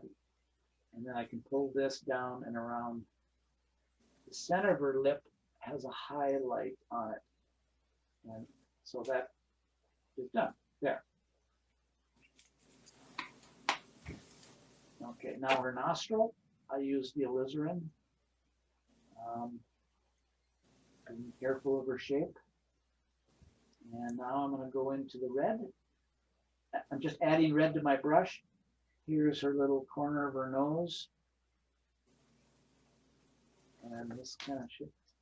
I'm going to blend that a little bit. It blends up on brush. Use this brush. That brush is just too soft. This brush has a little bit more, and then it kind of comes down. Okay, now we add a little bit, bring this nostril down while it's damp. You got to do it kind of while it's damp, and then as it goes down, it goes more into light, and I'm going to use more of the red rather than that was alizarin. Now I'm going into the base color. And in this case, we want to use yellow. Over here, it's a little yellow. All right. And blend that around. Okay. The tip of her nose. I think one of the things that's interesting is you are always touching that your cloth there, which you don't see that unless you are looking for that, but you do that just instinctively before you. It's the other thing you don't really see me doing is I'm always doing this. Okay, even with the brush that has the paint on it? No. When I rinse, this is when I go into thank you for bringing that up. When I go into this, and this is what I talk about in my beginning class, this brush is holding more than a full load of brush water. If I do this, and this is what I instinctively do, is if I just pinch this, because I normally have a tissue in my hand. If I do this, it's fully loaded. If I do this, I take out half of the water, exactly half of the water. I know that. And because if I use this brush onto the paper, it's going to bloom. This is kind of useless. It's just it's too wet, unless I'm trying to wet paint or some other purpose for it. But I can take out some of the water here, but if you watch for me, I will instinctively just kind of touch that. And now I physically feel and I know tactily that this brush is that wet. It's really more important when you get a big brush because this has so much more water in it. But I mean, if you could see it, it drips off here. Now this brush is just kind of damp. If I touch a sponge, I really don't know what it's gonna, how wet is that sponge? I don't know, but if I touch it, I know. It's just kind of and then, so watch for that. I have an article in my paper that talks for that. If you go to workshops, the instructor will be doing things with their brush that I didn't consciously verbalize, but I do it, and it's very important to control the water on the brush. It's way important for a beginner class. You guys saw that, and that's important to watch my brush, my water control. Yeah, because I think some of us are, I mean, I would say I'm a beginner when it comes to brush control for sure. From Well, what you you're showing knew us. enough to see that I did something and there was a reason for it, and I'm controlling the water. Okay. Whoever you're watching Thanks. paint, watch that little motion because that's what I was noticing for even because I got the nostril too big when I did my Logan, who has a bloody nose. But that's because I didn't take any paint. I mean, I had too much paint on the brush and hard to lift. Yeah, and from a fully loaded brush, if I would to do this, it's like, oh, that's way too much paint, but I like that color. Boop. Now it's way less, just from taking a little bit out of it. Too much. Boop. Less, and then you can touch. But it's just a tiny little, especially when you got a small brush. And you're doing very detailed parts. So let me just do her eye a little, and then we'll hold on. So I'm going into, her eye is kind of brown, but I'm really just looking for a dark right now. I want to save a little bit of a glint, so let's just very detail. I want to add a little water. I want to change that color. Let's go to a yellow color. Okay, it's damp. I can do I'm keeping a little, you probably can't see that. Down at the bottom here, I'm going to clean that a little bit. And I'm just going to have a tiny diluted. I can see on my little surface how much I have here. I mean, I could touch this if I needed to. Now I'm going to take that and upper eyelids overlap lower eyelids. So now I'm kind of mentally, I'm just kind of laying paint down. She's got her upper eyelid. Now I can come in with a damp brush and just soften this edge. Okay, just here. And let this trickle out. And then this, just soften this one edge. And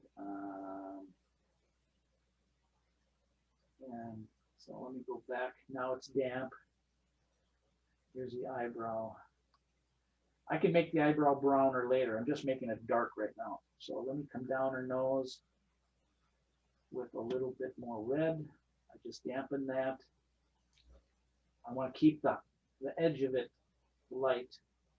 Comes down and around, and then I soften that. I don't want a line there necessarily, but I want it to be. And underneath her nose. And I soften that. And I can do this eye. It's further away. I'm going to put a little bit more blue into it. So here's red and blue. And it's on the inside, and here's her brow and her eyelid. And there's that side of her nose. And I can soften that and dampen it, and then hit it with a little red. Now it's damp.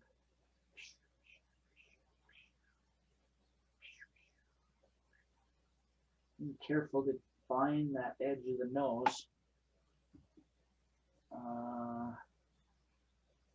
Okay, now this is damp. I could go in there right now with, this is the blue and the burnt sienna. This is making my brown, warm brown. This is her eyebrow. I dampened it. So let me just test this here. Yep, okay, I can see that it's, and then this side here I can do, it's damp. Now I'm going to soften that edge a little bit and bring that out. I want to talk about that hair part of it. I just reminded myself. When you do hair, you don't want to go all the way to the edge. Maybe I'll talk about that later weeks. It's damp now, so I can hit this again. If you do, I'll say this now. And I just, this little sweetie, I just, in case I don't say it, these wisps are done at the very, very end. You only paint barely to the edge with pigment until you get lots and lots of the detail already done. Then we're going to take these wisps and we're going to drag the pigment from here and come out with these little soft little wisps at the very, very end. So you don't want to be painting wisps while you're doing all these other layers. This is like at 95% is when you start to do the very, very edge and these little fine little details. These are at the, so don't get your paint too far to the edge until the very, very end. You can do all the darks in the inside, but leave the edges of the hair until the final little thing. And they can, you're just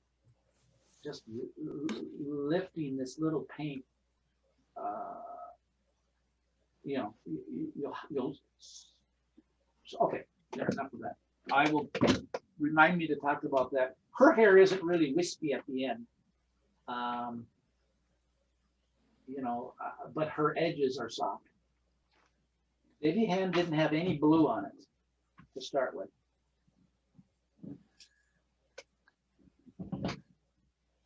Okay, now you can't really see anything. So now I go into the same brush as I just did with Louise. And now I will put detail. This is the third step, going for detail. So I like this brush.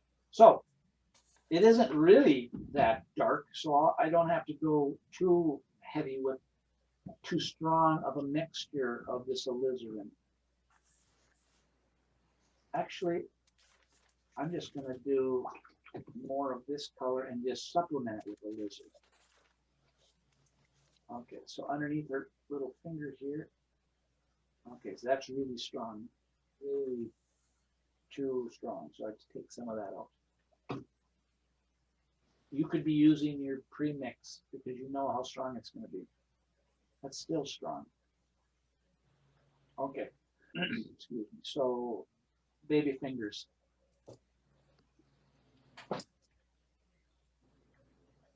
Okay, so I'm going to lay some in here. This is pretty wet.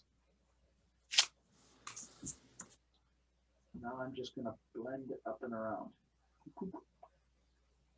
Okay. This side of this finger. There's a little up there and around, but this finger separates from the finger below it. And I'm going to assume there's a little fingernail in there. And then there's this little line here. I'm going to follow that. Now, I soften it. See how it softens up and around here? So this is just damp. And I've just created this little shape as it comes around. And I'll get up to there when I get there. Now, if you want a little darker, which I will go back into my blue here. Now, just add a teeny tiny bit of darkness to it. You see? Just a little blue to it, just for this line. And the darkest point in there.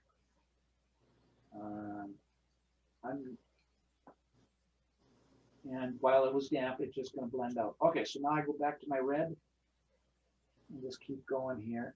I did that because it was damp in there, and I wanted it to be soft.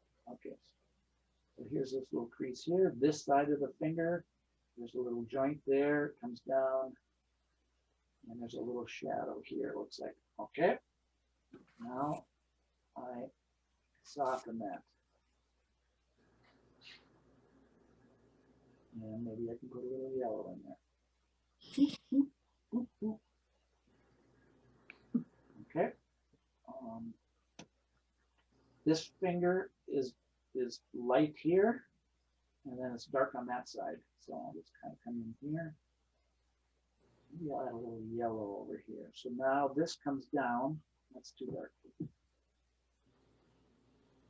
Okay, this comes around. And go back to the pink. And then this part of the finger goes down and around here, and inside here it's dark, and then those little Y's. I penciled them in there. They're there. You can't see them on the photo. Now I'll go this other finger that's a little darker, and comes around. Now the top of the hand, get a little bit weaker brush, bigger space. And do this. Okay, so now this part of the hand, it's light here, this part of the hand, and this side of the arm. Add a little bit of blue to it, just a tiny tint of it, just to kind of knock it down. You see how it just, it's a difference between this pure and just a little bit of neutral to it.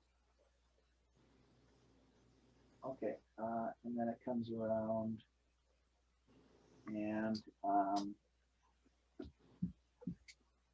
I want to soften it. And I kind of soften it the direction. And this Y down here, it can be like that. And then soften it. Don't go over that side. You want a hard edge there. And now it's a little pink, it's a little red. See, it's a little red. So I'm going to go over here and just grab a little bit of this neutral on the same brush. Come back here. And right here where it's the darkest. And maybe over here because I have it on my brush. And then there's this little Y right here. Take some of that off of there because the paper's wet. And it's on my brush, so I can do this. This is the next step, the darks. I'm doing that right now. Okay, but now all of a sudden, this cute little, it's still pasty white, pink, but I have some hard edges. You know, you keep an eye on where your edges are. But it now shows detail. It didn't a second ago. Just by putting in, that's the shadow. And then the next will be the darks. This, yeah, I did the shadows on here. Okay. Okay, baby skin, lighter than mine. Old black woman's skin, darker than mine. Same colors. Okay, cool, huh? See, it's not that hard. I mean, it's the difference between, this is baby skin,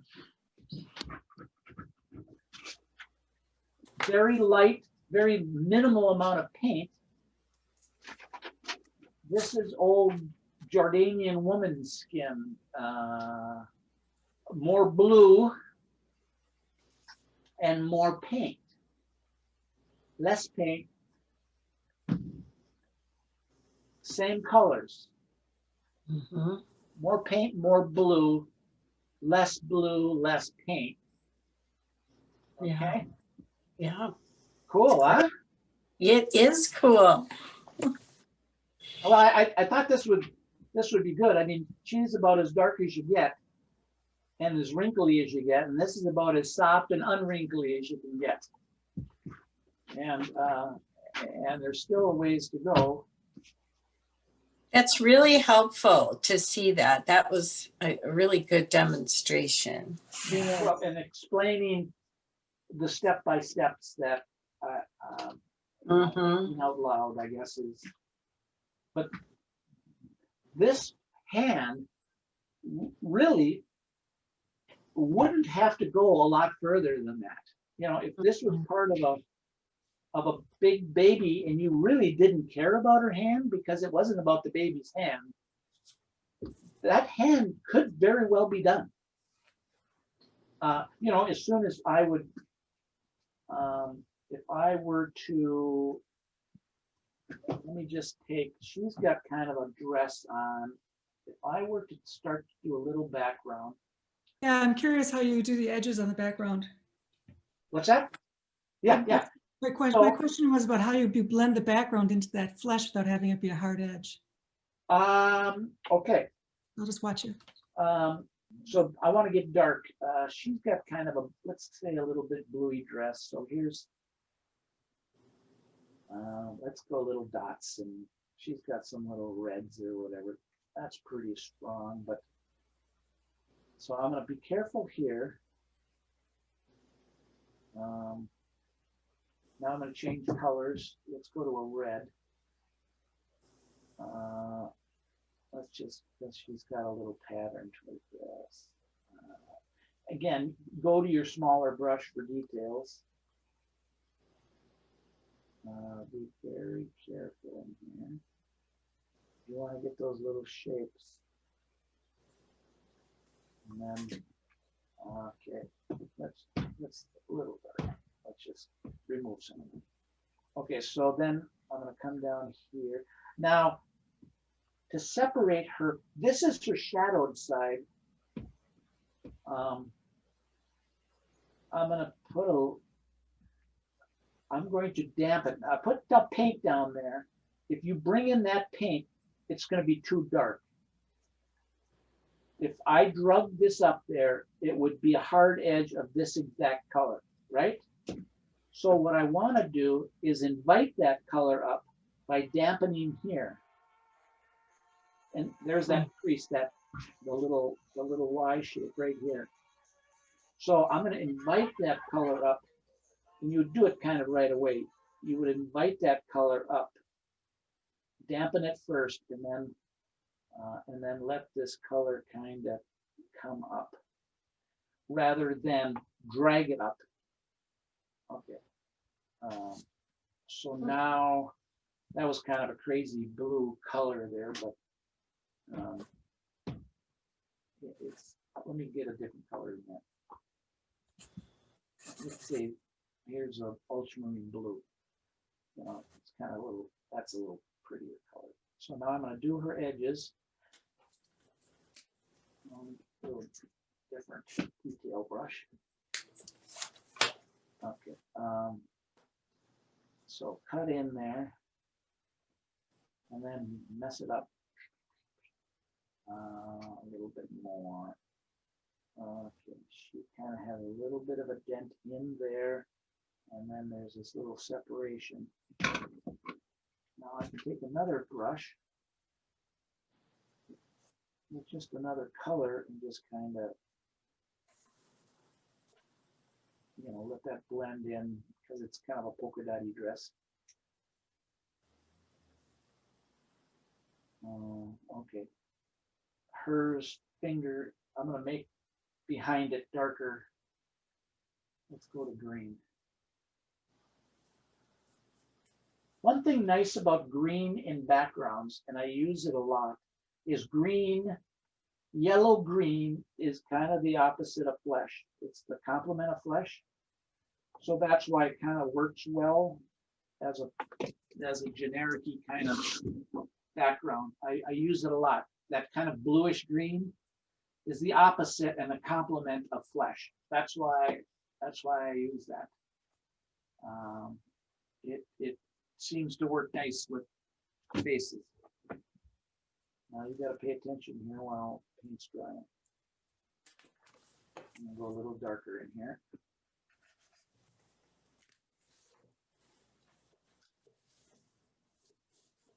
Very cute. And then when you get to the edge, let that blend out. What is the name of that shade of green? That's up here in the corner. That's my Windsor Blue Red, Quin Gold, and Aurelian. It's just some kind of a mess. That's the breakdown. Okay. I started off with this turquoisey kind of peacock, and it didn't really look as nice.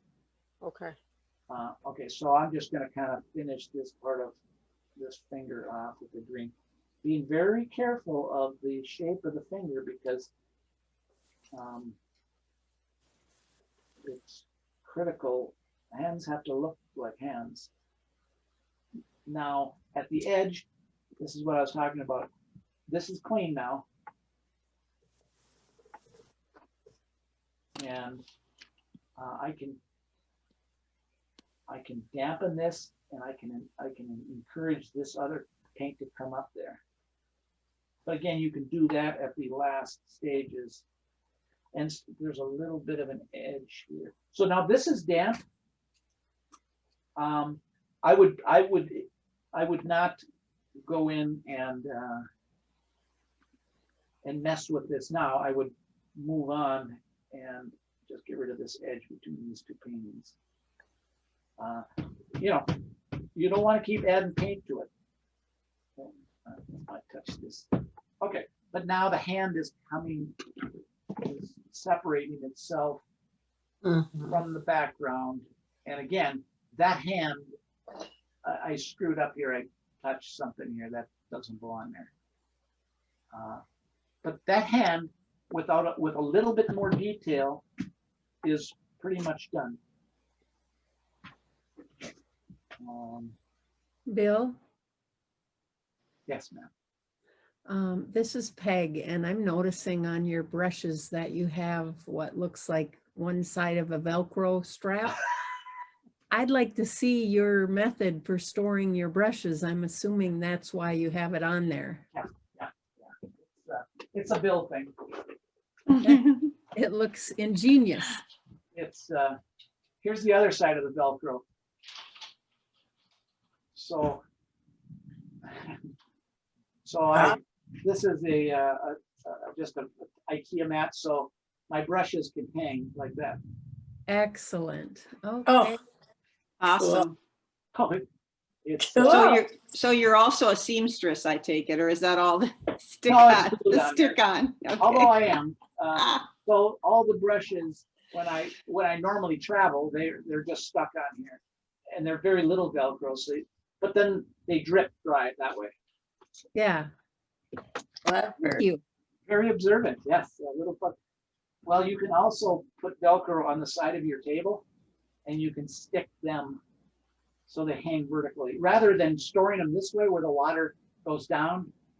Oh, Better to store them this way. great where the- idea. Where the water. Exactly, because I've well- already wrecked some of my brushes, so that's why I noticed. That is great.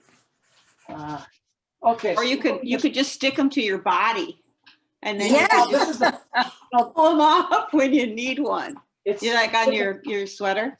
It's the fuzzy side on the brush, so you're not scratchy. This is fuzzy. Okay, fuzzy on brush. Okay. So it's, the scratch, the hooks are on the other thing. All right. So anyways, in final of this one, maybe I'll go a little darker, but now I'm just going for the little details and the little bumps and whatever. And I'll go back to my red. And now I'm looking for those little very subtle shapes. This is like the final, like the little creases and the little extra detail that I put. My style is hard edges at the very, very end. There's a little crease, little shape. And so this, I like, my style is to like these harder edges. You can't probably see, oh boy, you can't see anything here. What's going on here?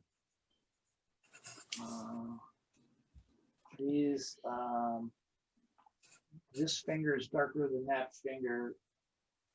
And so it's kind of another layer of the base red and hard edged, more for detail.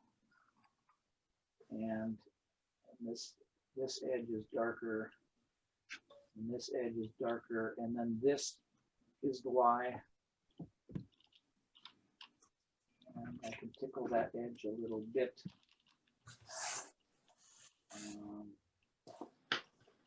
And then the little shape of the fingernail. So this little last bit, this is darker. And then I can blend that. I'll make it a little darker. Base red.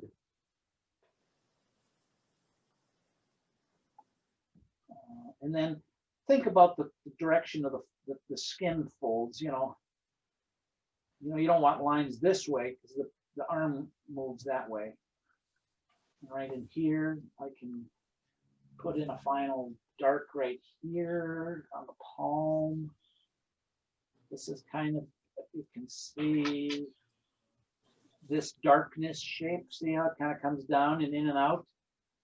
So this is like the final on a face. And now you take this and you lift that back a little bit and it starts to create a roundness.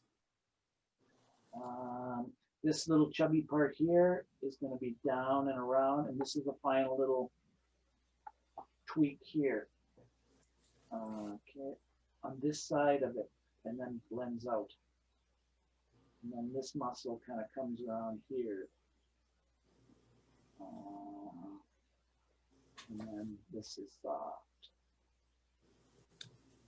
So, that's, and Sandy, that's kind of, all right, that's been like 4 layers. Now, I would go around to the rest of the body and then down at the 80% mark or 90% mark, I might come in there and just go beep, beep, beep, beep, and just tiny tweak this thing, but I want the whole painting. I don't want to put more attention to this hand than it needs to have. The attention needs to be to the cute little face or whatever else is going on, not this hand. So this is as far as I would go until I had the rest of the painting at this stage, right? And that's kind of it's a mistake that I've made a million times. It's like you fall in love with this hand and the face isn't done yet, and it all needs to come together at the same time. Okay. Wow. Yeah. Well, all right, now we got 25 minutes left. I can keep going. Or if you had any questions with what you're doing, we can use this last time to do that. If anybody's got a... Bill, I have a short question is, I think it says, what do you use in terms of hair for gray hair? Okay.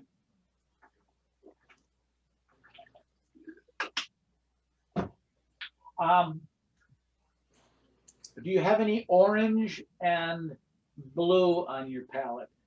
I do. Okay. Gray hair, if you use like a gray, like a neutral tint, it looks pretty boring. Gray hair is really more blue. That's it. This guy here. Yeah, that's what I was noticing him Yeah. going, how'd you do that? Yeah, this guy's whiskers are more, you can see it up here. That's the manganese. So it's kind of the Payne's gray is a dark, dark blue. So this is probably a combination of all 3 of my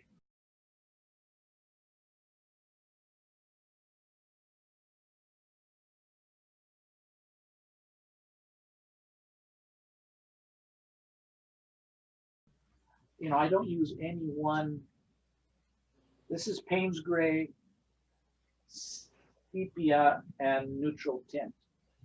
Now his hat is probably some combination of this because I just kind of let them mix together. But gray beards kind of work well with blues. Now let me show you, like if you had a big head of gray hair, if it's a brown gray, I would probably go with burnt sienna and ultramarine blue and make it really, really thin. But it doesn't quite make the same gray. Okay, here's gray. Here's blue. Thin it way out. Put a little burnt sienna in it. And it kind of make a gray. It's harder to make a gray like this. It's more of a brown gray. Where if you take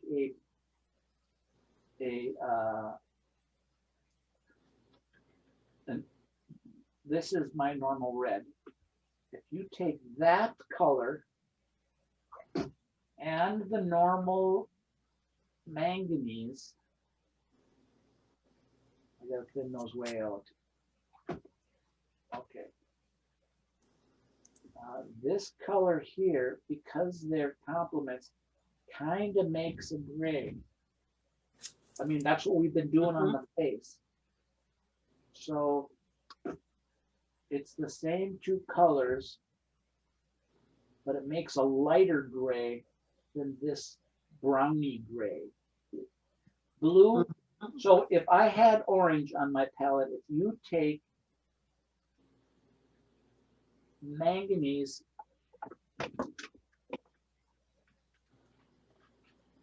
this is orange. This is Scarlet Lake. So no, this is Scarlet Lake. This is vermilion. So this is orange. A nice soft gray. A nice soft gray is orange.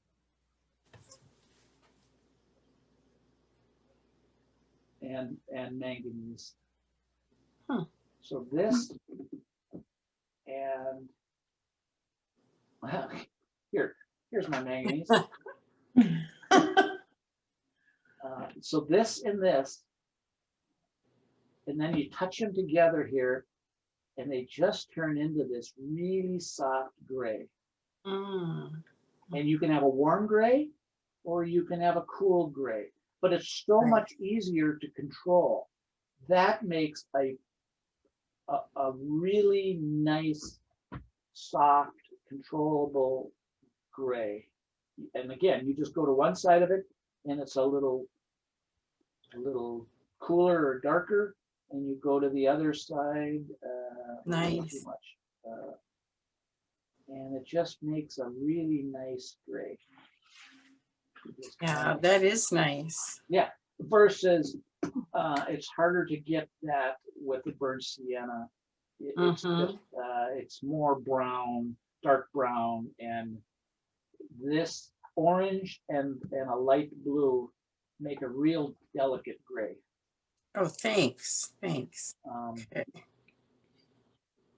Well, for white hair. Same thing. Or beard. There's still probably you would put unless it's pure white, and I don't think you would have white here, because unless you did, but I mean, you still want to wash. I would probably put the thinnest layer of manganese down with maybe a little raw sienna. And then when you do a background and you make it darker, then that hair is going to stand out white. So, but very, very, very little paint, but it's not the white of the paper. I would, unless there's a highlight on one side that has light reflecting on it, or like a little blonde toe head kind of baby that's white hair, still probably isn't white. It might be just the tiniest hint of a raw sienna, like a blonde hair. But then under that toe head's hair is flesh colored.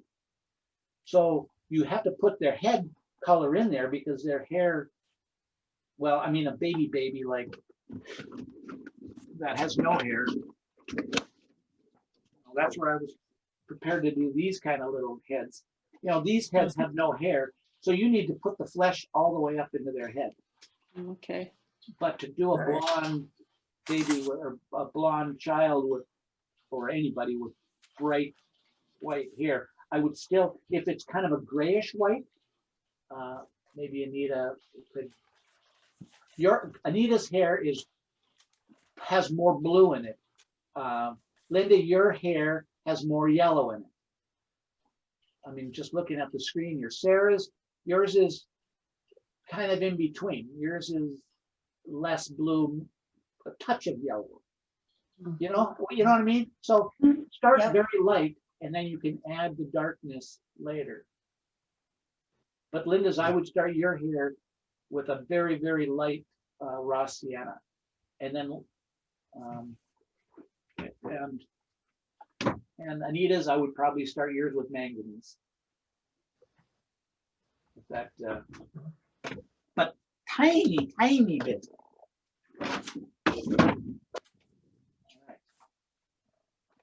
Those that wanna show your Logans, let me Not spotlight like there. sure. Okay. The flesh looks great on this. I might consider, I would call this one, the eyes are a little sharp. They're almost too sharp. A little, Yes. almost too in focus. I would probably knock the edges down a little bit, but not right now. If they're open, here's a good example. Your eyes on this painting are out of balance in focus. They might be just fine when you start adding more detail to the shirt and to the background and whatever. But right now, the eyes are just a little out of balance. And just wait. The forehead underneath the hat could maybe have a little bit another value of dark, just to kind of show the forehead darker. But I think the flesh colors look really good. And then over on the cheek, oh wait a minute, can I? Over on the cheek, on the final layers, you might just muddle in some of that moppy, just to show that cheek area. You know what I mean? Because it's a little bit flat in there. But I think the color, and then the shirt, this is layer 2. So you can go in with a little bit of darks and lift a little and add some detail to a shirt. But I think the flesh tones look really good. And then if you darken, one of the things is when you darken your backgrounds, when you darken your background, that skin is going to look really light. So it depends on how dark you go with your background, how much darker you want to go with the flesh. If you start putting in some value that's half of your shirt, your faces might look pale. And then it gives you permission to add a little bit more layers of dark. That kind of makes sense. Okay. But the hat looks soft and fluffy, and the shirt looks good. It just needs a little detail. And well done, Sarah. Thanks. Okay, who else wants it? Very nice, Sarah. Right. So Peg, you're on. Nice. Yep, very nice. The same thing with the forehead. It's just another muddled in layer of the same red. The far side of the cheek is lighter than underneath the hat. I mean, that's nothing. That's just put just another layer in there. The side of his nose looks good. Both sides of his nose, it pushes in, so it makes his nose stick out. But yeah, you still got a ways to go on detail on his lips, say, and the shirt and the ear. But this is probably, I'd say, 60% done, and then the background, you can add a little bit more color to make his, it just, I'd say you're 60%. More details, more layers underneath his forehead, more definition in the ear, but the flesh is very believable.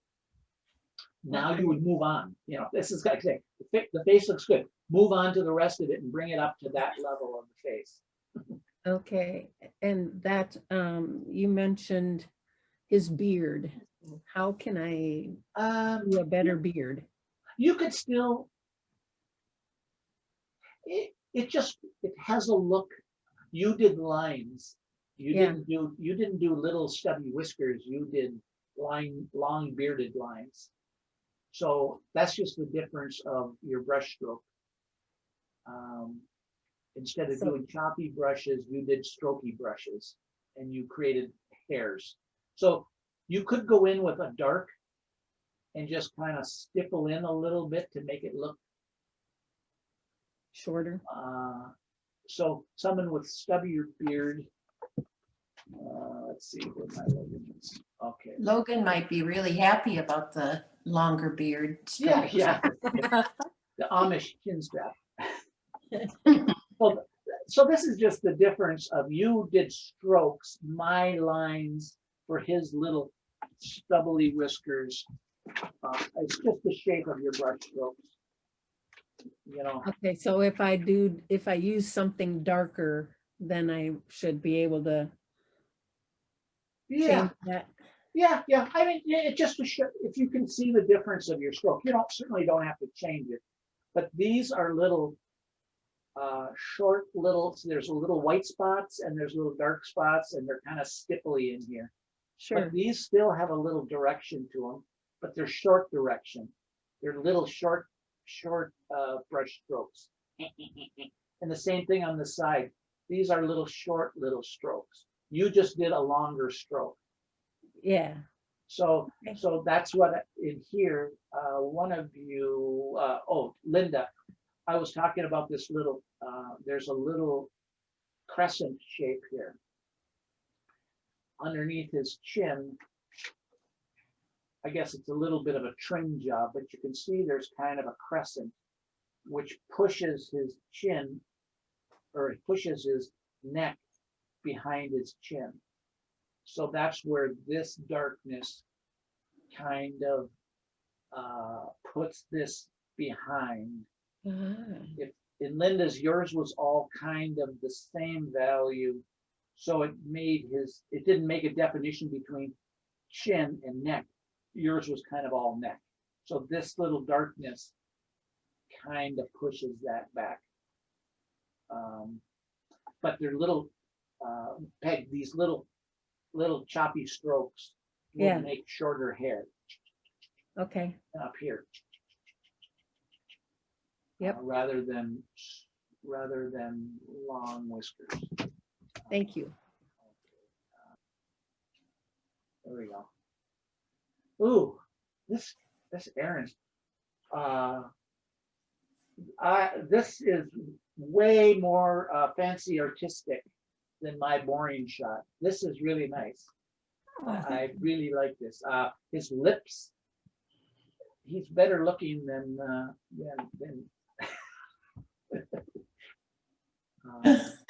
Do you consider this done, Aaron? I was gonna move on and do them again. Oh, really? His eyes may be a little close, but I like the style of the scratchiness. I like the holes, the light that you left, the white marks, the very loose, a very different style than mine. And anybody else? The flesh looks good. I like it a lot. It's just Yeah. kind of loose Here. and Yeah. Nice. Very Yes. good. And it's the background, the tones of the background go well with his portrait as well. The background blends into the hat. Right. Yeah. Lost and found, the detail of the shirt, it could just be done. That far collar says shirt enough. You don't need any more. So you can do Logan if you want, but that little vertical next in the back of his head there looks like a pine tree, and then that horizontal on the other side looks like a foreground. This is Her lights and darks make it really compelling. Yes, Yeah, Yeah, it's very lively. yes. Yeah. Lively brush strokes, lively looseness, and his beard, it looks like it's going to be, yeah, well done. Aaron. Thank you. You get Star Baker. Paul Hollywood, shake your hand.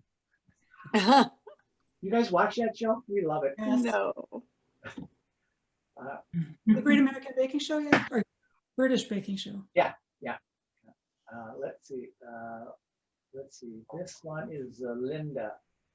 Did we do this one? Nice. You did it to me for me personally when I sent you the picture, but Oh, okay. it happened on here. Yeah. Yeah. Yeah. It's very soft. That flesh is very believable. Same thing under the forehead. You know, one more. The other, you know, his left side is dark.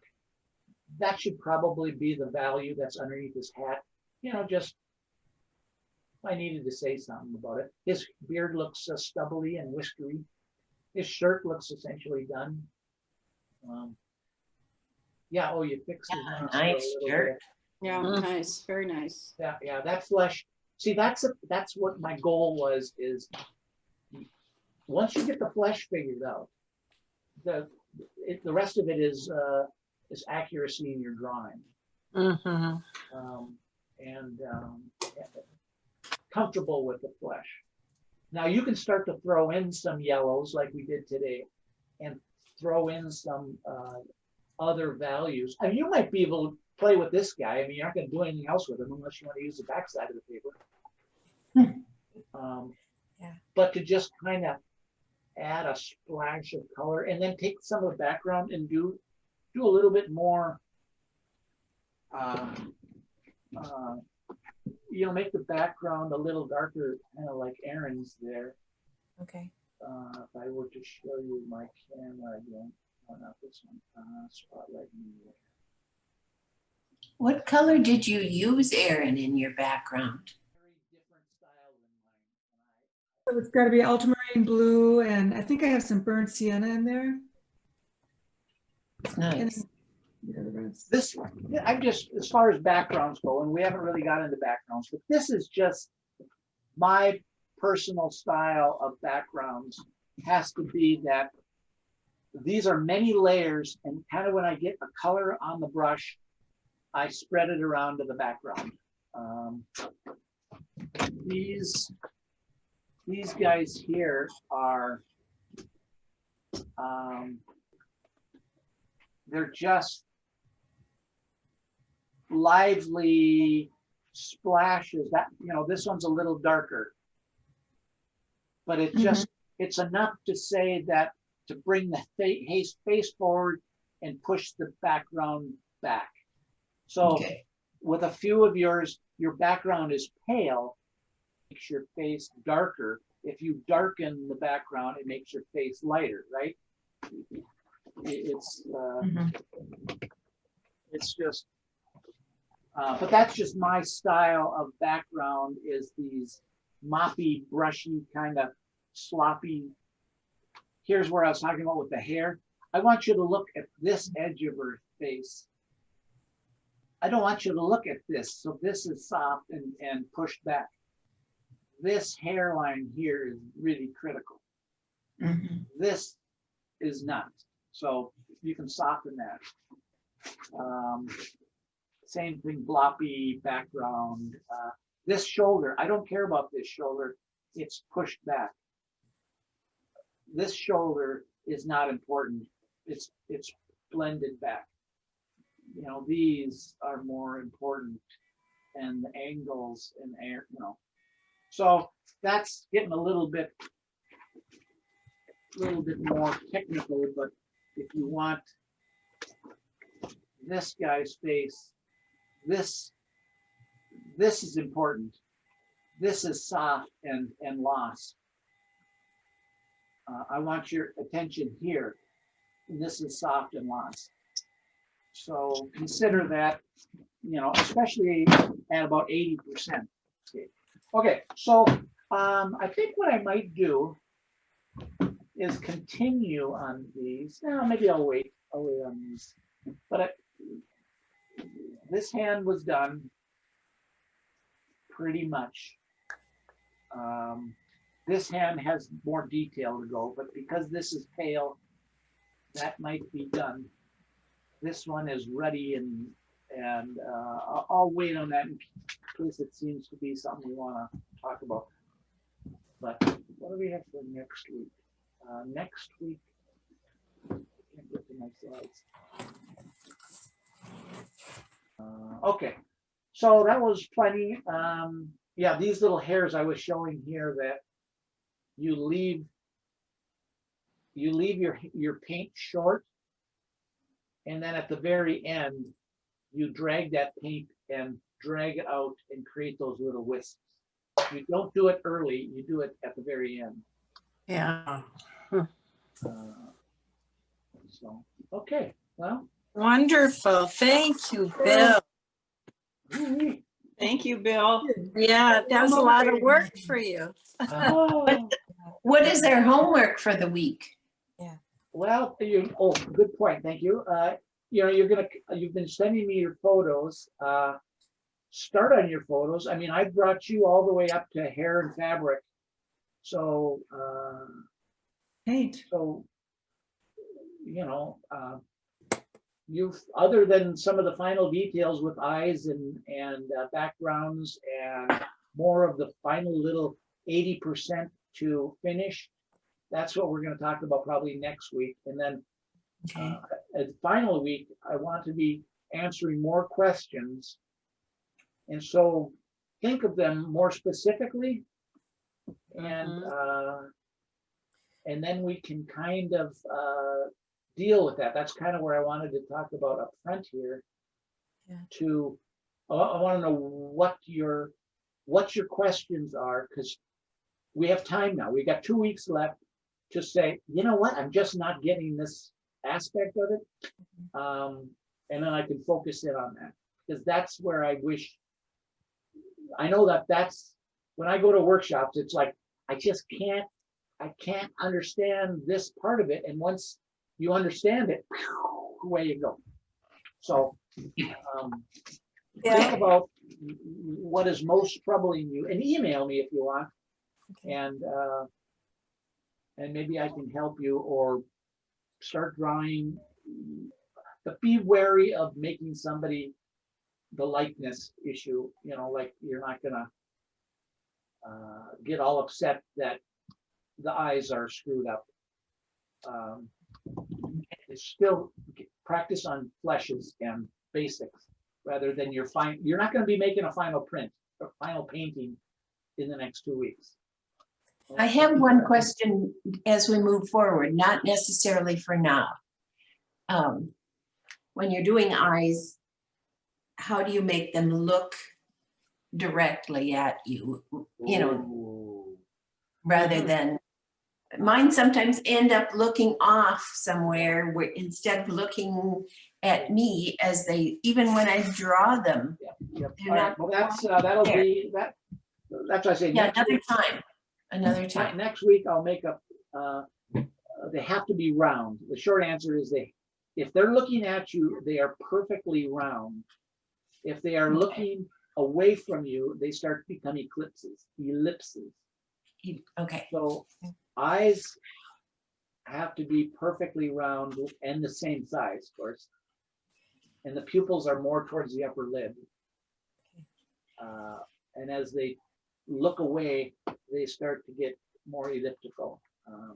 okay. And sometimes you'll see faces, people the eyes will be looking like 3/4 off, and they'll still make them round.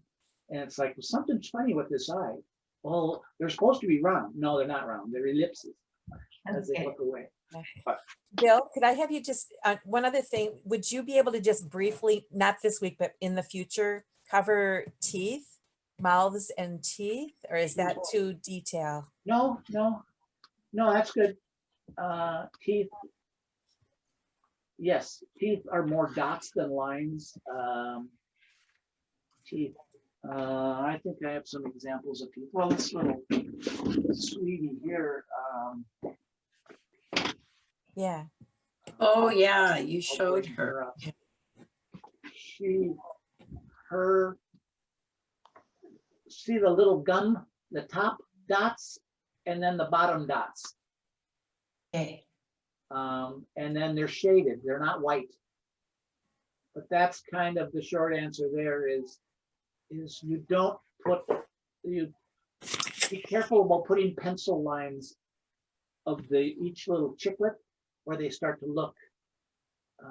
Just an image, just a indication of the orange edges. Mhm. But I'll try to do a slide on teeth. Okay, anybody else have something, a request for next week? Okay, No, great. all right, I'll see if I can do that, Rebecca. Since Okay, you're that'd be asking- great. Since you're asking for it. Yeah. You mean, if you just throw the recording out there, even just for us to use, and then, we could, you can clean it up All right. later, but I mean, just even, since it's a private thing anyway, but Yeah, okay, well, your You know me. choice, your you choice. know me, Yeah, I don't do know it you're, any way. okay, thank you. Yep, Okay, thank you guys. so much. Thanks, you. everybody. Yep. Great, thank you. Have a Thank good week, you. everybody. All right, bye-bye. Bye. Bye. Bye.